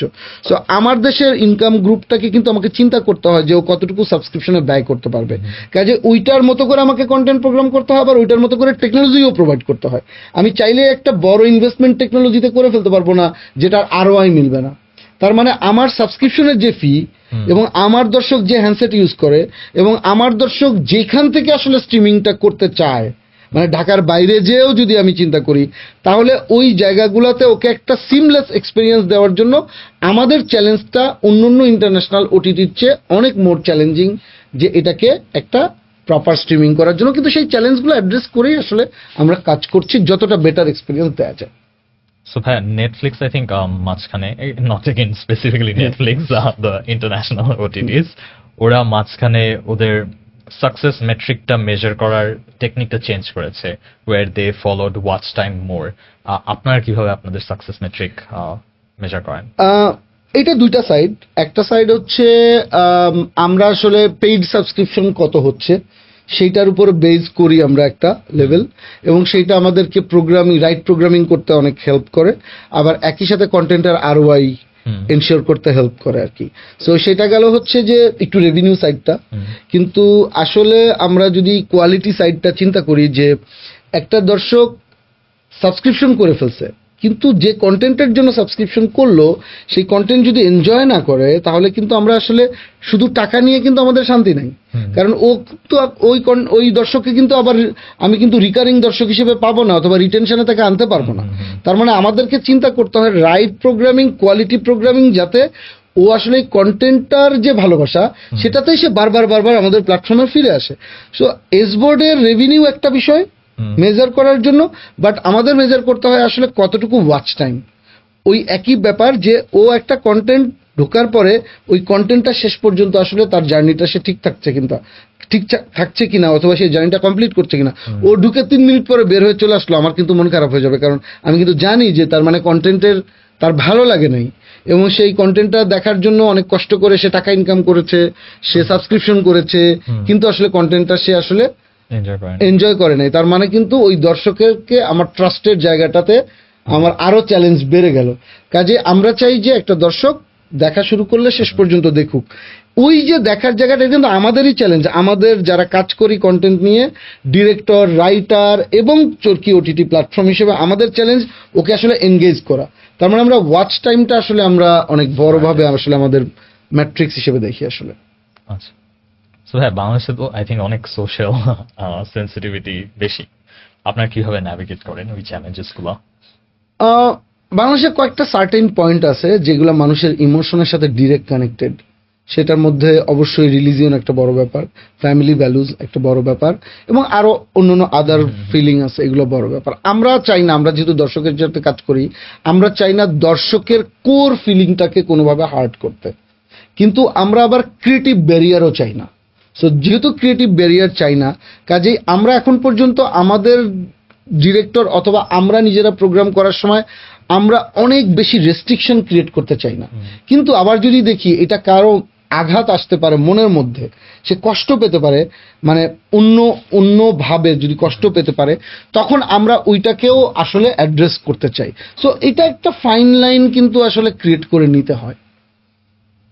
সো আই ডোন্ট নো, কোনো কন্টেন্ট যদি এরকম হয় যেখানে ব্যাকল্যাশ হচ্ছে অনেক, do you pull that content off? মানে ব্যাকল্যাশ তো আসলে অনেক কন্টেন্টে হয়, কিন্তু এই কন্টেন্টটা কিন্তু মানে ওটিটির কন্টেন্টের ব্যাকলাশটা এইভাবে বিবেচনা করা যায় না, কারণ হচ্ছে যে আজকে যেই দর্শকের খারাপ লেগেছে আবার অন্য অন্য টাইপের দর্শকের আবার ওটা ভালো লাগে। সো ওটিটিকে আমরা বলি একটা সুপার মার্কেটের মতো, যে আমরা যখন একটা ট্রলি নিয়ে ঢুকি সুপার মার্কেটে, সো শেলফে অনেক ধরনের প্রোডাক্ট সাজানো থাকে। আমি কিন্তু সব প্রোডাক্ট কিনি না, আমি কিন্তু আমার পছন্দের প্রোডাক্টটা আসলে আমার কার্টে আমি আসলে নেই। তো এইটা একটা অনেক ধরনের কন্টেন্ট থাকবে, কারো অনুলৌকিক ভালো লাগবে, কারো তুফান ভালো লাগবে, কারো আসলে উৎসব ভালো লাগবে। সো এইটা হচ্ছে আসলে মানুষের মানে তার জায়গা মতো, কারণ আমরা ইমোশনাল প্রোডাক্ট ডেভেলপ করি, যে মানুষের ইমোশনের সাথে মিলে যাবে সে সেই প্রোডাক্টটা দেখা শুরু করবে। So you also had a production house before starting Chorky. Could you explain us how production house works? Because কোনো idea নাই আমার, just because আমি জানি যে Chorky buys a lot of this content from this production house, and ওখানে তো bidding process হয় আপনাদের অন্য OTT দের সাথে। So production হাউসের ইনসেন্টিভটা কি, ওদের ইকোনমিক স্ট্রাকচারটা কি? আচ্ছা, production entire business, right? Right, পুরো প্রজেক্টটা নেওয়া, পুরো প্রজেক্টে নেওয়া, মানে এটা নানান ভাবে হয় আর কি। একটা হচ্ছে ফুল প্রজেক্টের কন্ট্রাক্ট নেওয়া, যে একটা প্রোডাকশন কোম্পানি ফুল প্রজেক্টের কন্ট্রাক্ট নিল, হ্যাঁ, বেসড অন ও যে গল্প আমাদেরকে পিচ করেছে। আমাদের একটা পিচিং প্রসিডিউর আছে একটা, এটা বেশ ভালোই চ্যালেঞ্জিং। হ্যাঁ, তো ওইটা আসলে ফাইনাল পিচ পর্যন্ত যাওয়া এবং সেটা উইন করা, তার মানে ওটার একটা কোয়ালিটি আমরা প্রিতে এনশিওর করেছি যে এই কোয়ালিটি প্রোডাকশন আসলে আমরা প্রডিউস করতে যাচ্ছি। সো এটা ভাই কে পিচ করে? পিচ করে বেসিক্যালি প্রোডিউসার এন্ড ডিরেক্টর। আচ্ছা, দুজন মিলে একটা প্রোডাকশন কোম্পানির থ্রুতে পিচিংটা আসে। সো আই থিংক আরেকটা মিসকনসেপশন যেটা আমরা সবসময় মনে করি হচ্ছে প্রোডিউসারই ফান্ড করে। না না, সো আমাদের চরকির ক্ষেত্রে যেটা হয় চরকি ফান্ড করে। সো ইনভেস্টর আর producer is different, totally different. এবং বাংলাদেশে প্রোডিউসার কনসেপ্ট আগে থেকেই সবাই মনে করে যে আসলে উনি টাকা দেয়, কিন্তু producer is a role play, যেটা আসলে একটা ফিল্মকে পুরা আসলে প্রোগ্রামটা তার নামাইতে হয় আর কি। Producer is a big role. Director direction দেয় অথবা ক্রিয়েটিভ জায়গাটা এনশিওর করে, প্রোডিউসার আসলে পুরা একদম জার্নি, মানে ডে 1 থেকে আসলে ডে এন্ড পর্যন্ত পুরো জার্নিটা হ্যান্ডেল করে। তো এইটা সে ইনভেস্টর হতেও পারে, নাও পারে, মানে এটার সাথে আসলে ইনভেস্টমেন্টের কোনো সম্পর্ক নাই। তো প্রোডিউসার এন্ড ডিরেক্টর একটা প্রোডাকশন কোম্পানির ব্যানারে আমাদেরকে এসে পিচ করে। সো পিচিং এর অনেকগুলো ধাপ আছে। তো এই ধাপগুলো পার হয়ে যাওয়ার পর যখন ফাইনালি এটা আমরা অ্যাপ্রুভ করি, দেন এটার উপরে বেস করে আমরা একটা তাদেরকে কন্ট্রাকচুয়াল এগ্রিমেন্ট হয়ে যায় দেন, এবং তারা পুরো প্রজেক্টটা নিয়ে আসে। আবার আরেক ধরনের প্রোগ্রামিং আছে, সেটা হচ্ছে হাইব্রিড, যে ওকে কিছুটা দায়িত্ব দিচ্ছে, আমরা কিছুটা দায়িত্ব নিচ্ছি, এই দুইটার কোলাবোরেশনে হয়। আরেকটা ধরনের প্রোগ্রামিং আছে যেটা হচ্ছে যে আমরা কমপ্লিটলি ইন হাউস প্রডিউসিং করব। সেক্ষেত্রে আমি ডিরেক্টরকে হায়ার করছি এবং আমি অল এইচওডিস, যত ধরনের টেকনিক্যাল এইচওডিস আছে সবাইকে হায়ার করছি, হায়ার করে আমি আসলে প্রোগ্রামটা তৈরি করে নিচ্ছি। তো নানান মোডালিটিতে কাজ হয়। এটা আসলে কোন প্রোগ্রামের জন্য অথবা কোন শো এর জন্য কি প্রোগ্রামিং হবে, এটা কেস টু কেস আসলে আমরা এটা করি। আর প্রোডাকশন হাউসের ফাংশনালিটি আমি যতদূর বুঝি যে নানান, এটা আসলে ওই প্রোডাকশন কোম্পানি বেসড অন কি এটা আগে ডিসাইড করতে হবে। এটা কি বিজ্ঞাপন বানায়, নাকি এরা শুধু সিরিজ বানায়, নাকি এরা ফিল্ম বানায়, হ্যাঁ, ওদের আসলে বিজনেস মডালিটিটা আগে আসলে মানে ডিসাইড করতে হবে। এবং যদি তারা ফিল্ম বানায় তাহলে তাদের ফিল্ম থিয়েটার ডিস্ট্রিবিউশন এটা সম্পর্কে ভালো একটা নলেজ থাকতে হবে, এবং তারা একটার পর একটা ফিল্ম প্রডিউস করে যাবে। সিরিজ হলে তারা সিরিজের কনসেপ্ট তৈরি করবে, সিরিজের মানে তাদের কাছে আসলে রাইট কি বলবো যে অনেকগুলো সিরিজের তাদের একটা ক্রেডিবিলিটি থাকবে। তো স্বাভাবিকভাবে আমরা যখন মনে করি অমুক প্রোডাকশন কোম্পানি, আচ্ছা ওরা সিরিজে বেস্ট, তো ওরা যখন পিচ করতে আসে স্বাভাবিকভাবে একটা পজিটিভ। তো প্রোডাকশন কোম্পানি করতে গেলে ওইটা আগে মাথায় রাখতে হবে আমার আসলে গোলটা কি, আমি আসলে বেসড অন কোন মানে কোন বেস করে আসলে কোন প্রোগ্রামিং বেস করে আমি প্রোডাকশন কোম্পানিটা ফর্ম করছি, এবং আমার ইয়েটা হচ্ছে সেটাতে বেস্ট করে ফেলা, ফোকাস করে বেস্ট করে ফেলা। ভাইয়া, when I was talking to Zarif ভাইয়া, one thing সে আমাকে বলছে যে বাংলাদেশে যেসব প্রোডাকশন হাউস আছে, there is a big opportunity বিদেশের প্রোডাকশন গুলো আমরা কিন্তু আমাদের দেশে করতে পারি। Exactly. Why still we haven't developed that sort of ecosystem? এখানে কি চ্যালেঞ্জ আছে যেটা I don't know, like challenge কিছু আছে, কিন্তু আমি সম্ভাবনার জায়গাটা আগে বলে নেই, তাহলে হয়তো একটু ক্ল্যারিটি পাওয়া যাবে। সেটা হচ্ছে যে জারেফ ভাই তো শুরু থেকেই বাংলাদেশের মানে তার যে যতগুলো ল্যান্ডস্কেপের জায়গা চিন্তা করছে, ডেভেলপমেন্ট দরকার, খুবই ডিপলি চিন্তা করে। মানে আমি রিয়েলি আই অ্যাপ্রিসিয়েট হিম এবং আমাকে গাইড করে সারাক্ষণ। আমরা যখন আলোচনা করি খুবই ভালো লাগে। এখানে সে চরকিতে একটা নিজে থেকে একটা হ্যাশট্যাগ প্রপোজ করছিল, আমার খুবই ভালো লাগছে, made in Bangladesh for the world. So made in বাংলাদেশটা কিন্তু একটা পাওয়ারফুল জার্নি আমাদের, গার্মেন্টস সেক্টর বলি, এটা বলি ওটা বলি, ফর দ্য ওয়ার্ল্ড। আমি যদি আসলে শুধু বাংলাদেশ চিন্তা না করি, আমি ফর দ্য ওয়ার্ল্ড চিন্তা করি, তাহলে কিন্তু এইটা পুরো ব্যাপারটা কিন্তু আমরা অন্যভাবে দেখতে পারি। একদমই রাইটলি এই কোশ্চেনের যদি আনসারটা বলি, সম্ভাবনার জায়গা কি কি? বাংলাদেশে ভালো গল্প আছে, বাংলাদেশে ভালো ট্যালেন্টেড পিপল আছে। সো এইটা কিন্তু মানে, এবং আমি মনে করি লো কস্ট। ওয়ার্ল্ডের আমি যদি পার্সপেক্টিভ চিন্তা করি, যে কোনো দেশের তুলনায় আমাদের ফিল্ম ক্রু, আমাদের যত ধরনের ট্যালেন্ট আছে, তারা কিন্তু অনেক লো কস্টে অনেক বেটার সার্ভিস দিবে, এটা আমি এনশিওর, মানে আমি ক্লিয়ারলি বলতে পারি। আরেকটা জায়গা হচ্ছে কোয়ালিটি, এরা কোয়ালিটিটাও এখন ইন্টারন্যাশনাল কোয়ালিটিটা বুঝে বুঝে বুঝে বুঝে কাজ করছে। আর একটা বড় সম্ভাবনার জায়গা হচ্ছে লোকেশন।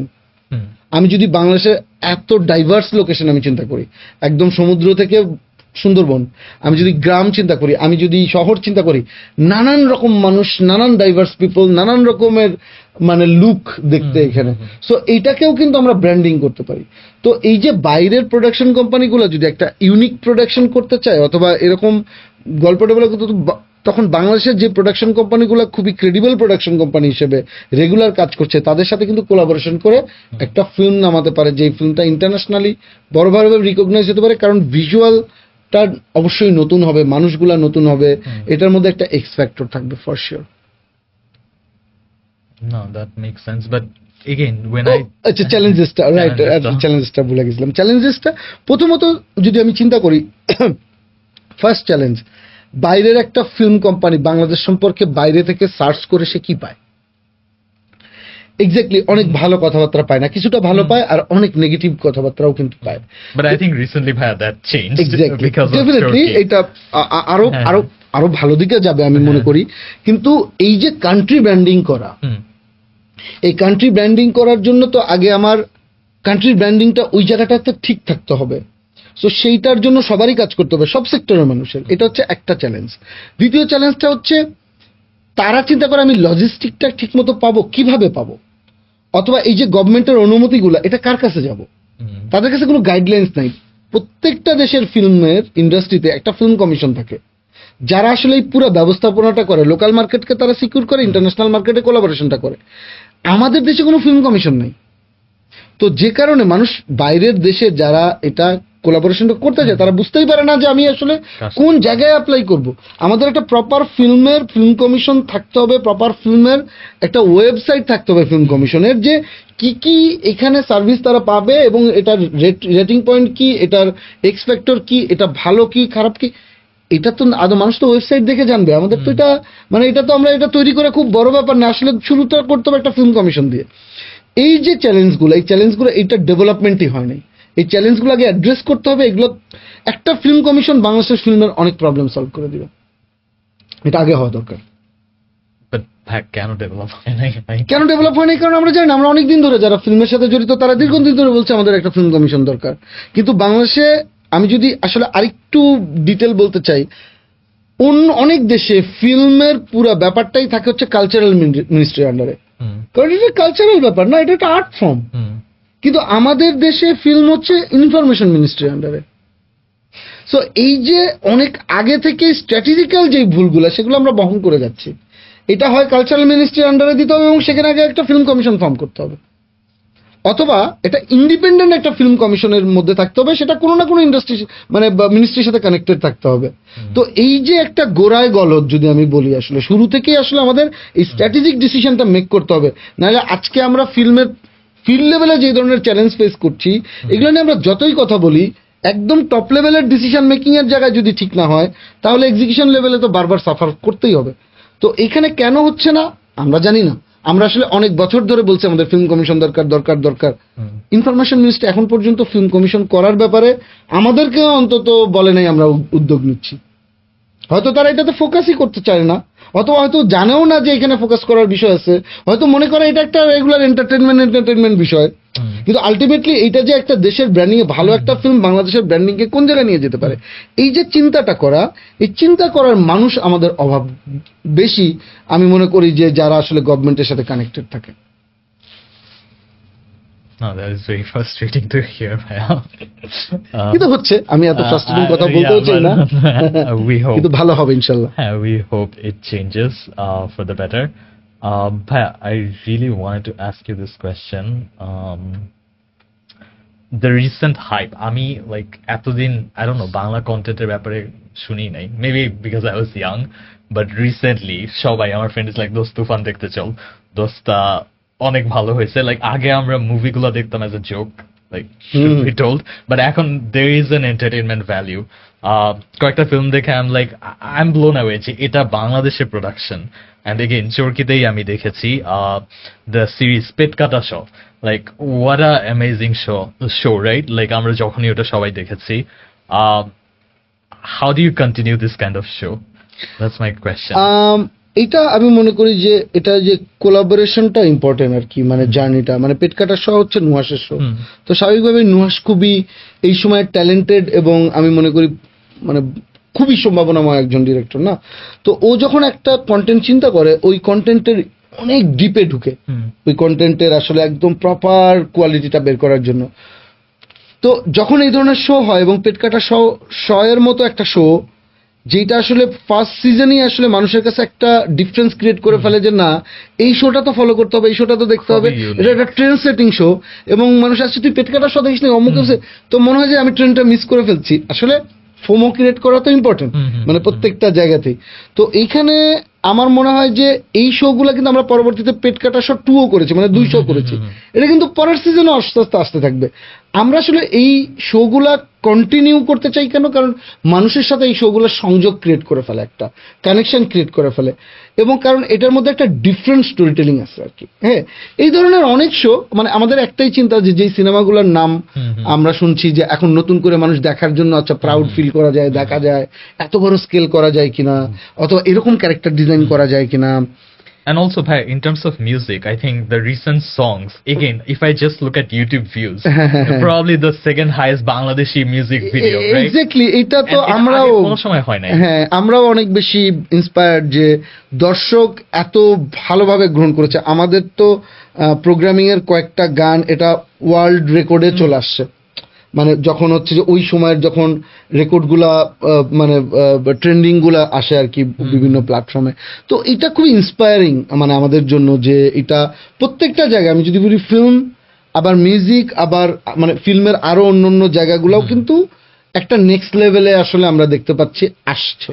হ্যাঁ, এটা আসলে আমার কাছে মনে হয় যে আস্তে আস্তে আস্তে আস্তে আস্তে আস্তে আরো ভালো হবে, কারণ এটা দেখে দেখে যে দর্শক বড় হচ্ছে তার এক্সপেকটেশন বাড়ছে, আমাদেরও কিন্তু মনে হচ্ছে যে হ্যাঁ এইটাতে তো আসলে থেমে যাওয়ার কিছু না, আসলে অনেক আরো ভালো করতে হবে, আরো ভালো করতে হবে, আরো ভালো করতে হবে, ওইটাই আর কি। We can cut this part out, but this is like something I really wanted to ask you personally. আমি অন্য কোনো দেশে যাই, লাইক এখানে আমার ফ্রেন্ড বলতেছিল যে বাংলাদেশে তুই একটা নর্মাল অ্যাভারেজ একটা বাঙালিকে উঠা, ও হিন্দি বেটার বলতে পারবে compare to English or any other language. There is a huge influence of Indian media in our particular, I don't know, country, which stops local media from, I don't know, succeeding.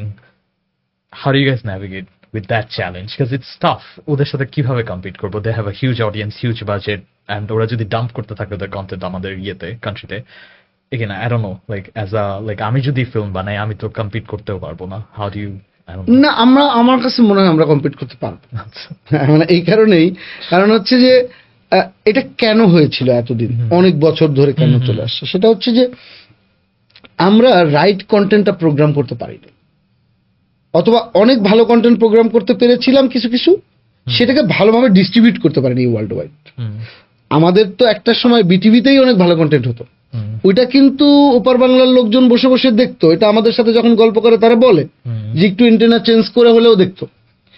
তো তার মানে ওখানে কিন্তু demand ছিল, আমরা কেন ওখানে আসলে রাইট ওয়েতে ডিস্ট্রিবিউশন করতে পারিনি। এই পলিটিক্যাল ডিসিশন গুলা আমাদের অবশ্যই এটা কোশ্চেনের মুখোমুখি করতে হবে যে ওই দেশের টিভি চ্যানেল যদি আমাদের এখানে ইনফ্লুয়েন্স ক্রিয়েট করতে পারে, আমাদের টিভি চ্যানেল কেন ওখানে কেন সিমলেসলি এটা ডিস্ট্রিবিউশন করে নাই। তো এইগুলো হচ্ছে পলিটিক্যাল ডিসিশনগুলো স্ট্রং থাকা উচিত ছিল। কালচারাল এক্সচেঞ্জ যদি বুঝি তাহলে একটা কালচার আর একটা কালচারের উপরে সে চেপে বসবে না। কালচারাল এক্সচেঞ্জ মানে হচ্ছে আমার কালচার ওখানে যেমন ওর কাছে যে যেটা স্ট্রং মানুষ সেভাবে নিবে। তো মানুষকে তো আগে ডিস্ট্রিবিউট করতে হবে প্রপার। তো এইখানে এসে আমরা যখন ওটিটি করার চিন্তা করি, ওটিটি শুরু করি, তখন কিন্তু আমাদের কাছে মনে হয়েছে যে এই ব্যারিয়ারের বাইরে আমরা, কারণ আমরা স্যাটেলাইটের এই ব্যারিয়ারের মধ্যেই নেই, কারণ আমাদের কাছে দুনিয়া ওপেন। সো এটা একটা ইন্টারনেট বেস সার্ভিস, তো internet is open for all, মানে হোল ওয়ার্ল্ডে। তো আমরা আসলে this is the right time, আমরা আমাদের এখানে রাইট প্রোগ্রামটা এমন ভাবে করবো এবং রাইট ডিস্ট্রিবিউশন করব সব দেশে, এবং সেখানে যে দেশের দর্শক নেওয়ার সেটা নিয়ে ফেলবে, এবং তারা কিন্তু তখন বাংলা ল্যাঙ্গুয়েজটাকে অ্যাডপ্ট করা শুরু করবে। এবং সেখানে কিন্তু আমাদের চরকির অনেক কন্টেন্ট আছে, আমরা কলকাতা থেকে শুধু না, আমরা বম্বে থেকে বলি, মানে আমরা রাইটলি, আমি যদি এই কোশ্চেনের আনসার বুঝে থাকি যে আসলে আমাদের যে ইনফ্লুয়েন্স অন্য ল্যাঙ্গুয়েজের, এখানে আমরা উল্টা ইনফ্লুয়েন্স ক্রিয়েট করতে পারবো যদি আসলে রাইট প্রোগ্রামটা আমরা করতে পারি, রাইট ডিস্ট্রিবিউশন করতে পারি। কাজে আমাদের ল্যাঙ্গুয়েজের পাওয়ার আছে, আমাদের গল্পের পাওয়ার আছে, এটা আমরা কেন করতে পারবো না? এতদিন হয় নাই, হইতে হবে, এটা হচ্ছে বিষয়। আর একটা হচ্ছে আমাদের লোকাল কন্টেন্টকে আমরা যত বেশি স্ট্রং প্রোগ্রামিং করতে পারবো, তত অন্য ল্যাঙ্গুয়েজের প্রেশার আমরা ফিল করবো না, কারণ আমার ল্যাঙ্গুয়েজই তো অনেক বেশি স্ট্রং। আমি অন্য ল্যাঙ্গুয়েজ, আমার তখন আমার নিজের ল্যাঙ্গুয়েজ নেই, আমি অনেক বেশি মানে প্রাউড ফিল করবো আর কি। তো ওইটাকে আসলে প্রপার, এবং ল্যাঙ্গুয়েজের আসলে মানে ধাপে ধাপে জেনারেশন ওয়াইজ আসলে এটা অ্যাডপ্ট করা, যে বিটিভিতে একটা সময় যেই ল্যাঙ্গুয়েজে নাটক হতো, এই ল্যাঙ্গুয়েজ কিন্তু এখন আর কন্টেন্টের মধ্যে নাই। এখন কিন্তু কন্টেন্টের মধ্যে বাংলা আছে, কিন্তু বাংলাটা কিন্তু স্বাভাবিকভাবে ডিফারেন্ট একটা আস্তে আস্তে আস্তে ধারাবাহিকতায় চেঞ্জ হয়ে আসছে। এই চেঞ্জটাকেও অ্যাডপ্ট করতে হবে proper. But in terms of content licensing, I don't know, piracy, which is a huge challenge for OTT, how do you navigate through those? এটা চ্যালেঞ্জ, এই চ্যালেঞ্জটা অনেকগুলো আসলে জিনিস ঠিক হইতে হবে, জন্য এটা ঠিক হইতে হবে তখন, কিন্তু এটা অনেক চ্যালেঞ্জ। মানে আমি যদি বলি যে এটা ইন্টারন্যাশনাল ওটিটি প্ল্যাটফর্মগুলো 100% সলভ করতে পারে নাই, মানে পারে নাই বলতে এটা টেকনোলজির অ্যাডভান্সমেন্টের কারণে আসলে কিন্তু এটা আরেকটা ডিফিকাল্ট জোন তৈরি হয়েছে। এটা আমি বলি যে যে কোনো ইন্টারন্যাশনাল ওটিটির কন্টেন্টও কিন্তু আমরা নানানভাবে এটা আসতে পারে, কিন্তু আমি আসলে অন্য সাইডটা আমি আসলে বেশি দেখি। মানে একটা গ্লাসের ভেতরে কিছু অংশ ফাঁকা, ওইটার দিকেও নজর দেওয়া যায়, আর কিছু অংশ পূর্ণ, ওটার দিকেও নজর দেওয়া যায়। এই চ্যালেঞ্জ থাকার পরেও তো অনেক হিউজ পরিমাণ সাবস্ক্রিপশন হচ্ছে, যারা আসলে মানে এই কোয়ালিটিটা বুঝতে পারছে, তারা আসলে লিগ্যাল ওয়েতেই দেখতে চায়। এটা কিন্তু খুবই ইন্টারেস্টিং একটা ব্যাপার। এখন আমি যদি বলি যে লিগ্যাল প্ল্যাটফর্মে যখন কেউ পাইরেসি করার চেষ্টা করে, লাইক ফেসবুক, ইউটিউব অথবা এই ধরনের প্ল্যাটফর্মে, সেটা কিন্তু আমরা প্রোটেক্ট করতে পারি এবং আমরা প্রোটেক্ট করি সেটা। কিন্তু ইলিগাল মিডিয়াম, টরেন্ট এবং অন্যান্য জায়গায় যখন আসে, মানে তখন হচ্ছে ইলিগেলের সাথে কিন্তু লিগেলের ফাইটটা একটা অসম মানে যুদ্ধ, তাই না?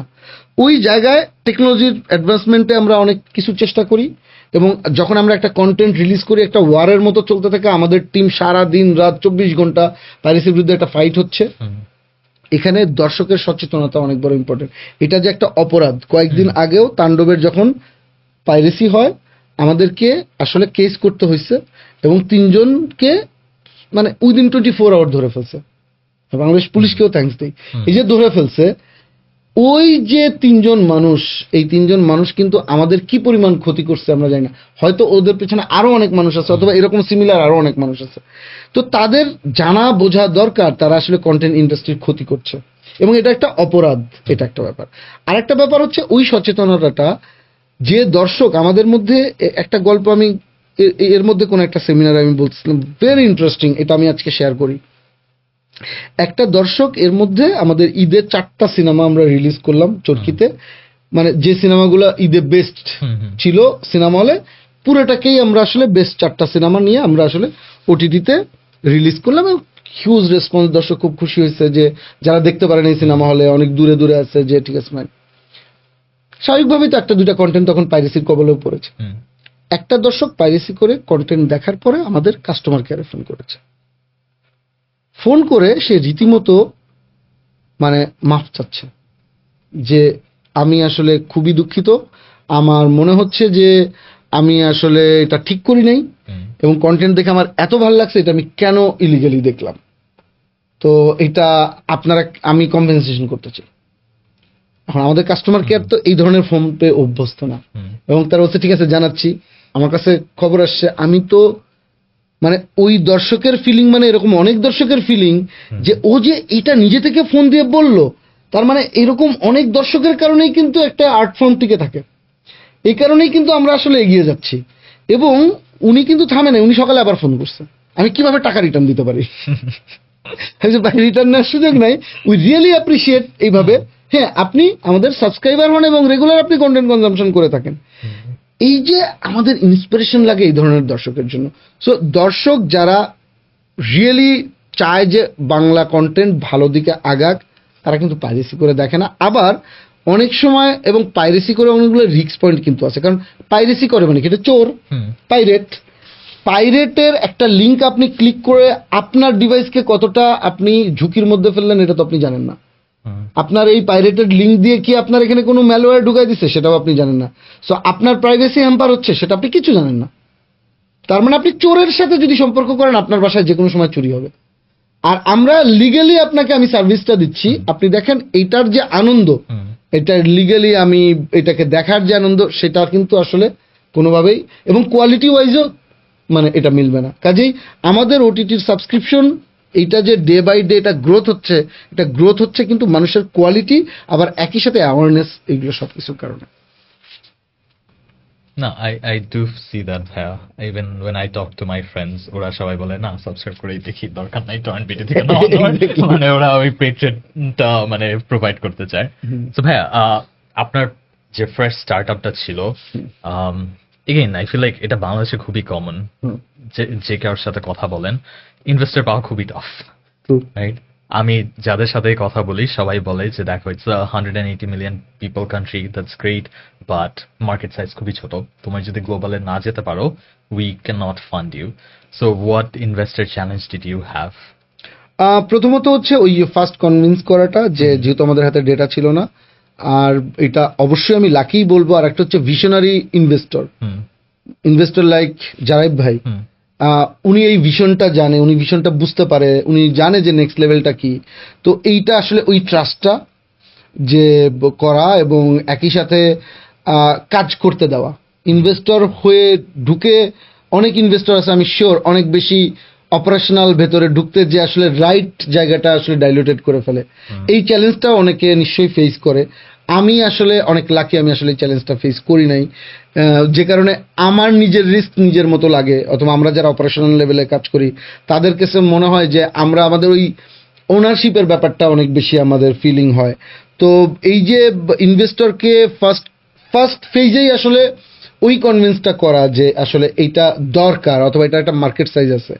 আর এই মার্কেট সাইজ আমার শুধু লোকাল নাকি গ্লোবাল, আমি মনে করি যে কোনো স্টার্টআপ শুধু লোকাল প্রজেকশন থাকলে হবে না, আসলে এটার গ্লোবাল প্রজেকশন থাকতে হবে। সেটা হয়তো ফেজ বাই ফেজ আলাদা করে ফেলা যেতে পারে, যে আমি ফার্স্ট ফেজে আসলে বাংলাদেশের কতটুকু আমি আসলে মার্কেট সাইজ আমি নিব, সেকেন্ড ফেজে যে আমি আসলে বাংলাদেশের কতটুকু নিব এবং আরো কোন কোন কান্ট্রি অ্যাড করব, থার্ড ফেজে যে আমি কতটা গ্লোবাল যাব, ফোর্থ ফেজে যে আমি আরো বেশি কতটা বাড়াবো। এই যে ধাপে ধাপে ধাপে ধাপে আসলে মানে এই পুরা ইন্টারন্যাশনাল জায়গাটা মার্কেটটাকে আসলে এটার মধ্যে নিয়ে আসা, এইটা লাগবেই। এটা ছাড়া আসলে একটা কোম্পানি অনেক বড় হবে না। সো এইটা আমার মনে হয় যে ইনভেস্টররা অনেকেই আসলে এই পার্সপেক্টিভটা অনেক সময় মিস করে যায়। যারা আসলে এটা পার্সপেক্টিভটা বুঝতে পারে তারা আসলে রিস্ক নেই, ডেফিনেটলি অনেক ইনভেস্ট করে, কিন্তু গেইনটাও কিন্তু অনেক হাই। এবং আমরা যদি দেখি যে বাংলাদেশের অনেকগুলো স্টার্টআপ যে ইন্টারন্যাশনাল ফান্ডিং পেয়েছে, এটার কারণটা কিন্তু এইটাই, যারা স্টার্টআপগুলো শুরু করেছে তাদের মাথার মধ্যে কিন্তু এইটা ছিল যে it's not only local market operate করব, হয়তো লোকাল ট্যালেন্ট ইউজ করব কিন্তু গ্লোবাল স্ট্যান্ডার্ডে। কারণ এর পরবর্তী ধাপ কিন্তু আমরা ইন্টারন্যাশনালি, কারণ এই স্টার্টআপগুলোর বেশিরভাগ প্রোডাক্ট ডিজাইনই কিন্তু এরকম হয় যে ইন্টারন্যাশনালি কিন্তু এইটাকে ইউজ কেস থাকে আর কি, অথবা এটাকে মার্কেট করার সুযোগ থাকে। তো সেই জায়গায় আমি মনে করি যে এইটা ইন্টারন্যাশনাল শুধু ইনভেস্টমেন্ট না, আমি যদি মনে করি যে রেভিনিউ সাইডটাও প্রজেকশনে থাকা উচিত ইন্টারন্যাশনাল মার্কেটে, তাহলে আসলে আরো ইজি আমার কাছে মনে হয় যে, এবং সেখানে রিসার্চটা প্রপার থাকা, যে ইন্টারন্যাশনাল মার্কেটটা আমি বললেই তো হবে না যে এতটুকু আমার প্রজেকশন আছে। এই প্রজেকশনের কিন্তু ব্যাকগ্রাউন্ড দিতে হয়, যে আমি প্রজেকশনের সোর্সিংটাকে, আমি আসলে কিভাবে ডেটাটা আমি আসলে প্রসেস করেছি, অথবা আমি কিভাবে বুঝতে পারছি যে এটা একটা পোটেনশিয়াল মার্কেট, সেটারও অ্যানালাইসিসটা কিন্তু আসলে খুব লজিক্যালি দিতে হবে, আনতে হবে, দেন আসলে একটা ইনভেস্টর বুঝতে পারবে, কনভিন্স হবে আর কি। সো ভাই আপনাদের প্ল্যাটফর্মে অনেক কোরিয়ান শো আছে যেগুলো বাংলা ডাবড, রাইট? পাকিস্তানে বা অন্য কোনো দেশে আমাদের বাংলা শো কি আছে ওদের ভাষায় ডাব, নাকি we are still growing in that market? আমাদের content is not still big enough for us to do that. না, আমাদের দেশের কন্টেন্ট কিন্তু আমরা অনেকগুলো অফার পাচ্ছি, যে বাংলাদেশের যে কোয়ালিটি কন্টেন্টগুলো অলরেডি বিভিন্ন জায়গায়, মানে স্পেশালি চরকির কন্টেন্ট আমি বলতে পারি যে অনেকগুলো ফেস্টিভ্যালে খুব ভালো করেছে, অনেকগুলো ইন্টারন্যাশনাল মার্কেটে কন্টেন্ট সিন্ডিকেশন থেকে আমাদের কিন্তু এখন, আগে আমি শিওর বাংলাদেশকে কন্টেন্ট সিন্ডিকেশনে ভাবাই হতো না, এখন একটা কন্টেন্ট সিন্ডিকেশনের জন্য ঠিক আছে আমাদেরকেও কাউন্ট করা হচ্ছে, ওকে আসেন আমরা একটা কন্টেন্ট মার্কেট তৈরি করি। সেটা কোন ল্যাঙ্গুয়েজে আপনি প্রডিউস করেছেন এটা বিষয় না, বিষয়টা হচ্ছে এটার মধ্যে কোয়ালিটি আছে কিনা। কোয়ালিটি আছে, ফাইন, আপনি আমাকে অন্য দেশের ডাবিং রাইটটা দেন। সো আমাদের অরিজিনাল কন্টেন্ট কিন্তু এখন অন্য দেশের ডাবিং এর অফারটা আমরা পাচ্ছি। তো আমরা যেরকম কোরিয়ান কন্টেন্ট বাংলায় ডাব করে এখানে চালাচ্ছি, আমাদের দেশের কন্টেন্টও কিন্তু আস্তে আস্তে দেখবেন যে অন্য দেশে আসলে অন্য ল্যাঙ্গুয়েজে ডাব করে এটা আসতে থাকবে। Already conversation is going on. তো তার মানে কিন্তু আমাদের ওই সম্ভাবনার জায়গাটাও কিন্তু তৈরি হচ্ছে। একটা জিনিস হচ্ছে যে এগুলোরও অনেকগুলো ধাপ আছে, যে আমরা হচ্ছে যে কোরিয়ান কন্টেন্ট এমনিতেও বাংলাদেশে একটা পপুলারিটি তৈরি হয়েছে অনেকদিন ধরেই। কে পপ জনরা যখন আসলে বাংলাদেশে মানে প্রপার একটা আছে না, যে একটা অন্য দুনিয়া, আমার কাছে মনে হয় জেনজি অথবা অন্য জায়গায়, তো এই যে কানেকশনটা বুঝতে পারছে যে এইটার মধ্যে একটা অন্য দুনিয়া আছে, এবং এটা অন্য new art form. And Korea তো ওদের পুরো নিজেদের ব্র্যান্ডই করে ফেলেছে।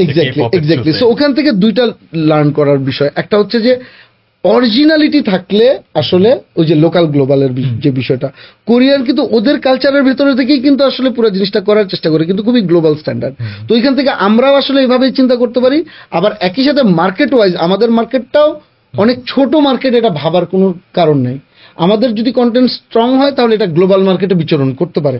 তো ডাব কন্টেন্ট আসবে, যাবে, আমরাও যাব, মানে ওইটাও এক্সপেরিয়েন্স করার জন্যই আসলে এগুলোকে প্রোগ্রাম করা আর কি।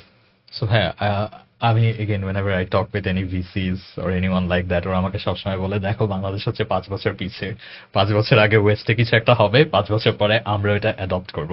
সো রিসেন্টলি নেটফ্লিক্স হচ্ছে জেনারেটিভ এআই নিয়ে অনেক কাজ করছে। they're using that for again their originals. আমরা কি আমাদের বাংলাদেশে at least in the content side এরকম একটা accelerated growth দেখতে পারবো, স্পেশালি এই AI এর যুগে, right? everybody is doing like a AI driven business right now. এটার অনেকগুলা আসলে ভাগ আছে। আমি যদি বলি যে কন্টেন্ট সাইডে এআই এর কিন্তু একটা নিউ লেভেল, নেক্সট লেভেল শুরু হবে কিরকম, কন্টেন্ট প্রোগ্রামিং এ এবং প্রতিটা ধাপে, স্ক্রিপ্টিং থেকে শুরু করে অ্যাক্টিং পর্যন্ত। মানে এখন হয়তো একটা সময় এরকম হবে যে আমাদের আর্টিস্ট শুধুমাত্র ক্লোজ শটগুলো, অ্যাক্টিং এর শটগুলো দিচ্ছে, বাকি সময় কিন্তু ওর প্রোটোটাইপ তৈরি করে লং শটে কিন্তু ওর প্রোটোটাইপ চলে যেতে পারে, যেই শটগুলা ওর দেয়াই লাগবে না। আমি জাস্ট উদাহরণ হিসেবে বলতেছি যে মানে অ্যাক্টিং এর জায়গাতেও কিন্তু এটা চলে আসবে একটা সময়। অলরেডি পোস্ট প্রোডাকশন লেভেলে কিন্তু এআই বেসড অনেক কাজ অলরেডি হয়। তার মানে ক্রিয়েটিভ সাইডে তো আছেই। এবার আসি যে আমার ডেটা ড্রিভেন ডিসিশন মেকিং এর ক্ষেত্রে এআই এর ভূমিকাটা আস্তে আস্তে বাড়বে। মানে স্পেশালি আমি যদি বলি পার্সোনালাইজ ফিলিং, মানে এক্সপেরিয়েন্স দেওয়ার জন্য, যে আমার মানে অলরেডি অনেকগুলো প্ল্যাটফর্ম এভাবে অপারেটই করে আমাদের দেশে, আমাদের প্ল্যাটফর্মগুলোতে আরো সামনে আসবে, যে এক্স্যাক্টলি দুইজনের হোম পেজ তো ডিফারেন্ট। কারণ মানে দর্শক এ তার পার্সোনা অনুযায়ী তাকে আসলে কন্টেন্ট অফার করা হয়, দর্শক বি তার পার্সোনা অনুযায়ী। এবং আমি যদি এবার বলি যে ডেমোগ্রাফি ওয়াইজ অথবা একদমই লোকেশন সেন্ট্রিকও যদি বলি, তার মানে আমি পাবনার যে অথবা বরিশালের যে দর্শক বসে আছে তার কন্টেন্টের ইন্টারেস্ট আর ঢাকার মানে দর্শকের কন্টেন্ট ইন্টারেস্ট একরকম হবে না। তো এইটাকে যে পার্সোনালাইজ প্রোগ্রামিং অফার করা, এগুলো কিন্তু এআই ড্রিভেনই ডিসিশনগুলো আসলে।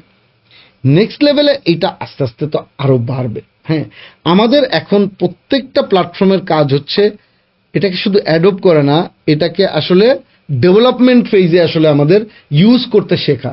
না হলে আসলে পিছিয়ে পড়বো। ওই যে 5 বছর আগের যে গল্প, যে ওরা 5 বছর, ডেফিনেটলি এটা তো একটা কালচারাল জায়গায় যদি আমি চিন্তা করি অথবা ডেভেলপমেন্টের জায়গায় চিন্তা করি, আমরা একটু পিছিয়ে থাকি, কিন্তু এখন পিছিয়ে থাকার সুযোগটা কম। কারণ আগে কি হতো, কমিউনিকেশনের জায়গায় আজকে অন্য একটা দেশে যেটা ইমপ্লিমেন্ট করছে ওই কমিউনিকেশন জানতে জানতেই তো 5 বছর চলে যেত, কিন্তু আজকে নতুন একটা অ্যাপ যদি ইউরোপে লঞ্চ হয়, এটা আমার জানতে তো 3 সেকেন্ড লাগবে।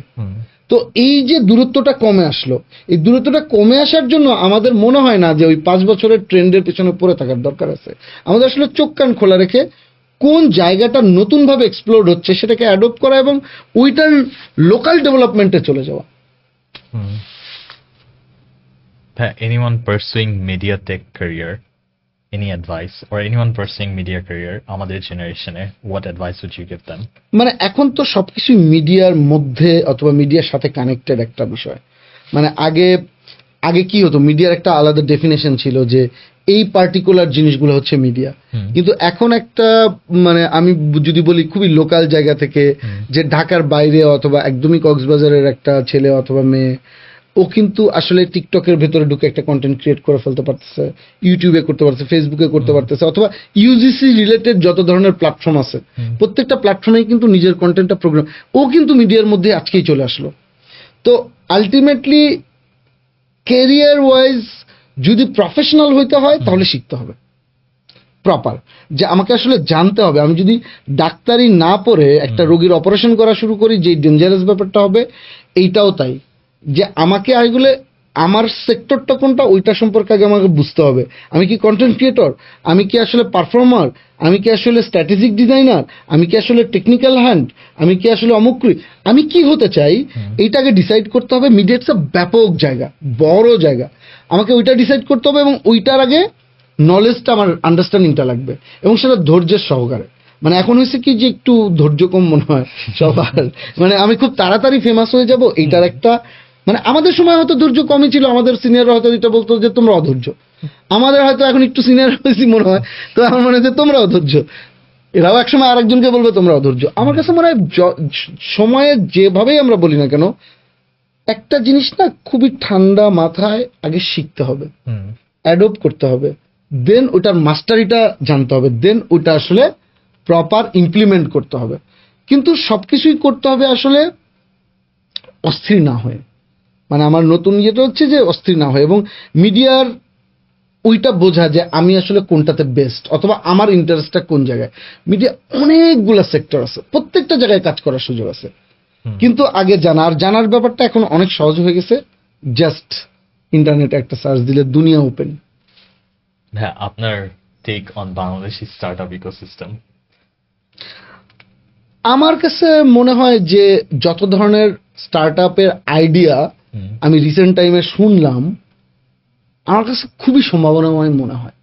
এত ইন্টারেস্টিং আইডিয়া, মানে কিভাবে চিন্তা করছে, এবং এই আইডিয়াগুলো খুবই ইউনিক। আমি যদি ওয়ার্ল্ডের পার্সপেক্টিভ, আমি ওয়ার্ল্ডের অনেক স্টার্টআপ সম্পর্কে জানি না, আমার জাস্ট জেনারেল সেন্স থেকে আমার মনে হয় যে এত ইউনিক আইডিয়া এই লোকাল ইন্ডাস্ট্রিকে বেস করে, এই আইডিয়াগুলো যদি সাকসেসফুলি রান করা যায় স্টার্টআপে এবং সেটা যদি রেপ্লিকেট করা যায় আদার কান্ট্রিতে, আমার মনে হয় একটা অ্যামেজিং ব্যাপার হতে পারে।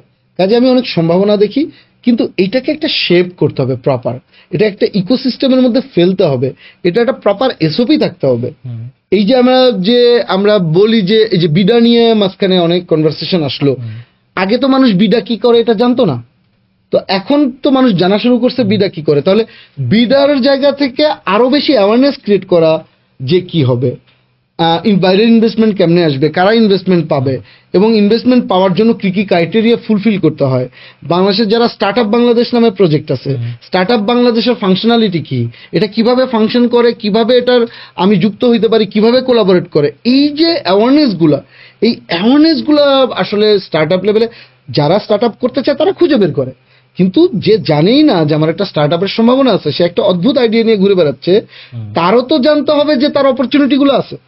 কাজেই আমার কাছে মনে হয় যে স্টার্টআপের অনেক বড় অপরচুনিটি আছে, কিন্তু অ্যাওয়ারনেসটা আরো ইয়ে করতে হবে। এবং আমি যদি বলি কারিকুলাম অনুযায়ী, কারণ বাংলাদেশের এখন এডুকেশন সিস্টেমে একদম স্কুল লেভেল থেকে এইগুলার আসলে নলেজ শেয়ারিং প্রোগ্রামগুলো চালু করতে হবে, যাতে একটা বাচ্চা স্কুল থেকেই বোঝা শুরু করে যে আমার এই অপরচুনিটি নিয়ে আমি আসলে আগাচ্ছি, কারণ সেই কারণেই সে কিন্তু আসলে ডিসিশন মেকিংটা তার জন্য সহজ হবে আর কি।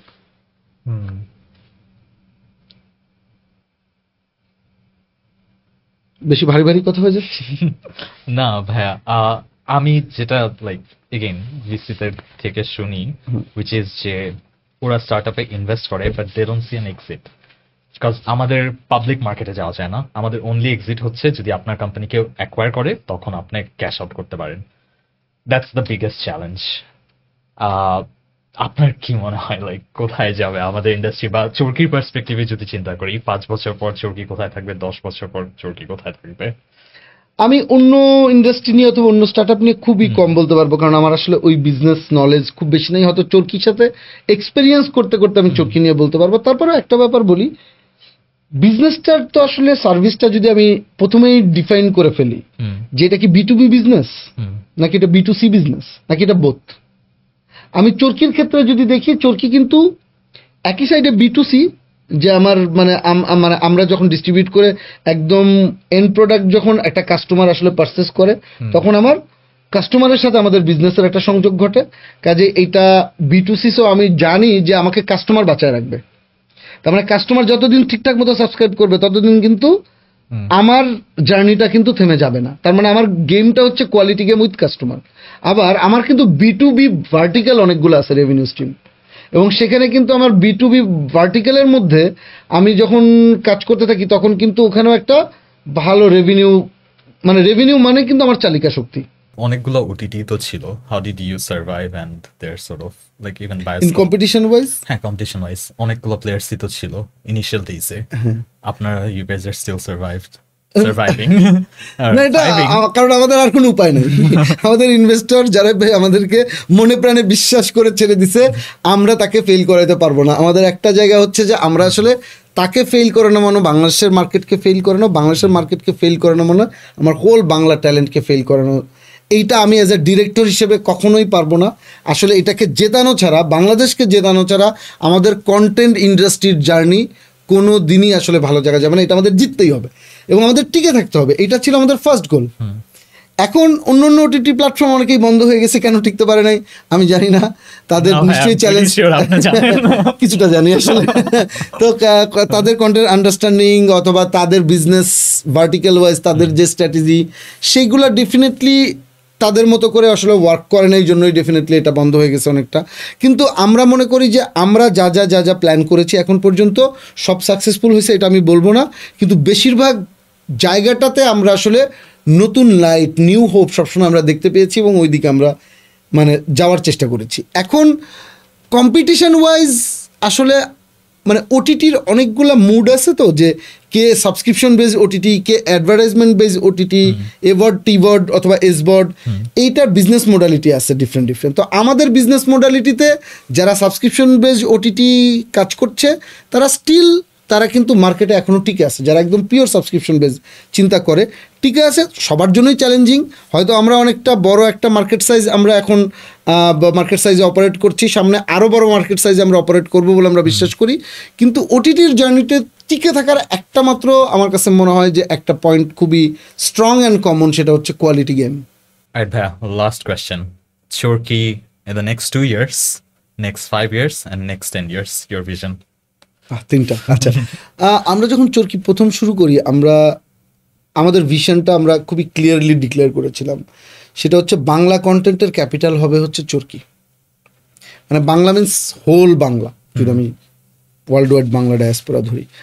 এবং আমরা এতদিনে, চরকির 4 বছর পূর্ণ হলো, এতদিনে আমার মনে হয় বাংলাদেশের মানে কন্টেন্ট ক্যাপিটাল হয়তো চরকি হয়ে গেছে, আমরা দর্শকের ভালোবাসা দেখে বুঝতে পারি আর কি।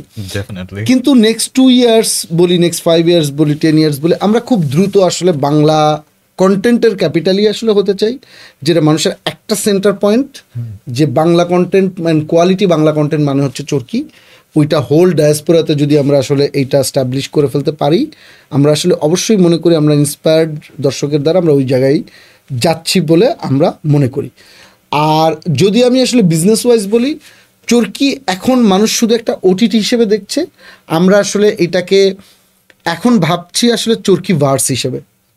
সো এইটা হ্যাঁ, তো আলটিমেটলি এইটা আসলে আস্তে আস্তে আস্তে আস্তে পুরা আরও ইকোসিস্টেমটা আরও বড় করে আসলে আমরা প্ল্যান করছি যে ইটস নট অনলি ওটিটি, এইটা আসলে এন্টারটেনমেন্টের অথবা স্টোরি টেলিংয়ের যতগুলা জায়গা, মানে ভিজুয়াল স্টোরি টেলিংয়ের যতগুলা জায়গা এক্সপ্লোর করা যায়, এটা সব ইন্টিগ্রেটেড থাকবে।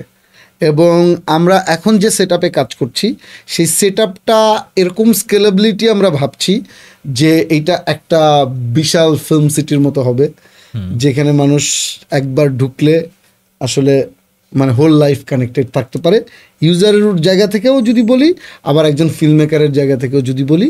তার মানে চরকি একটা নতুন দুনিয়া তৈরি হবে। সো এইটা আসলে একটু হাইপোথেটিক্যাল বললাম। আমি যদি বলি, যদি আরেকটু যদি কনক্রিট বলি, তাহলে এখন আমরা বাংলাদেশ মার্কেটে অপারেট করছি স্ট্রংলি, ইন্টারন্যাশনাল মার্কেটে আমরা হাঁটি হাঁটি পাপা করছি, এবং অনেকগুলো দেশ থেকে আসলে চরকি আরও স্ট্যাবলিশ করার চেষ্টা করছি। একটা ছোট্ট ডেটা যদি আমি শেয়ার করি, চরকি কিন্তু ডিস্ট্রিবিউশন হয় সারা ওয়ার্ল্ড ওয়াইডই, কিন্তু আমাদের দর্শক আসে আসলে 190 কান্ট্রি থেকে, 190টা দেশ থেকে চরকি দেখে, এবং 36 কারেন্সিতে চরকিতে পেমেন্ট হয়।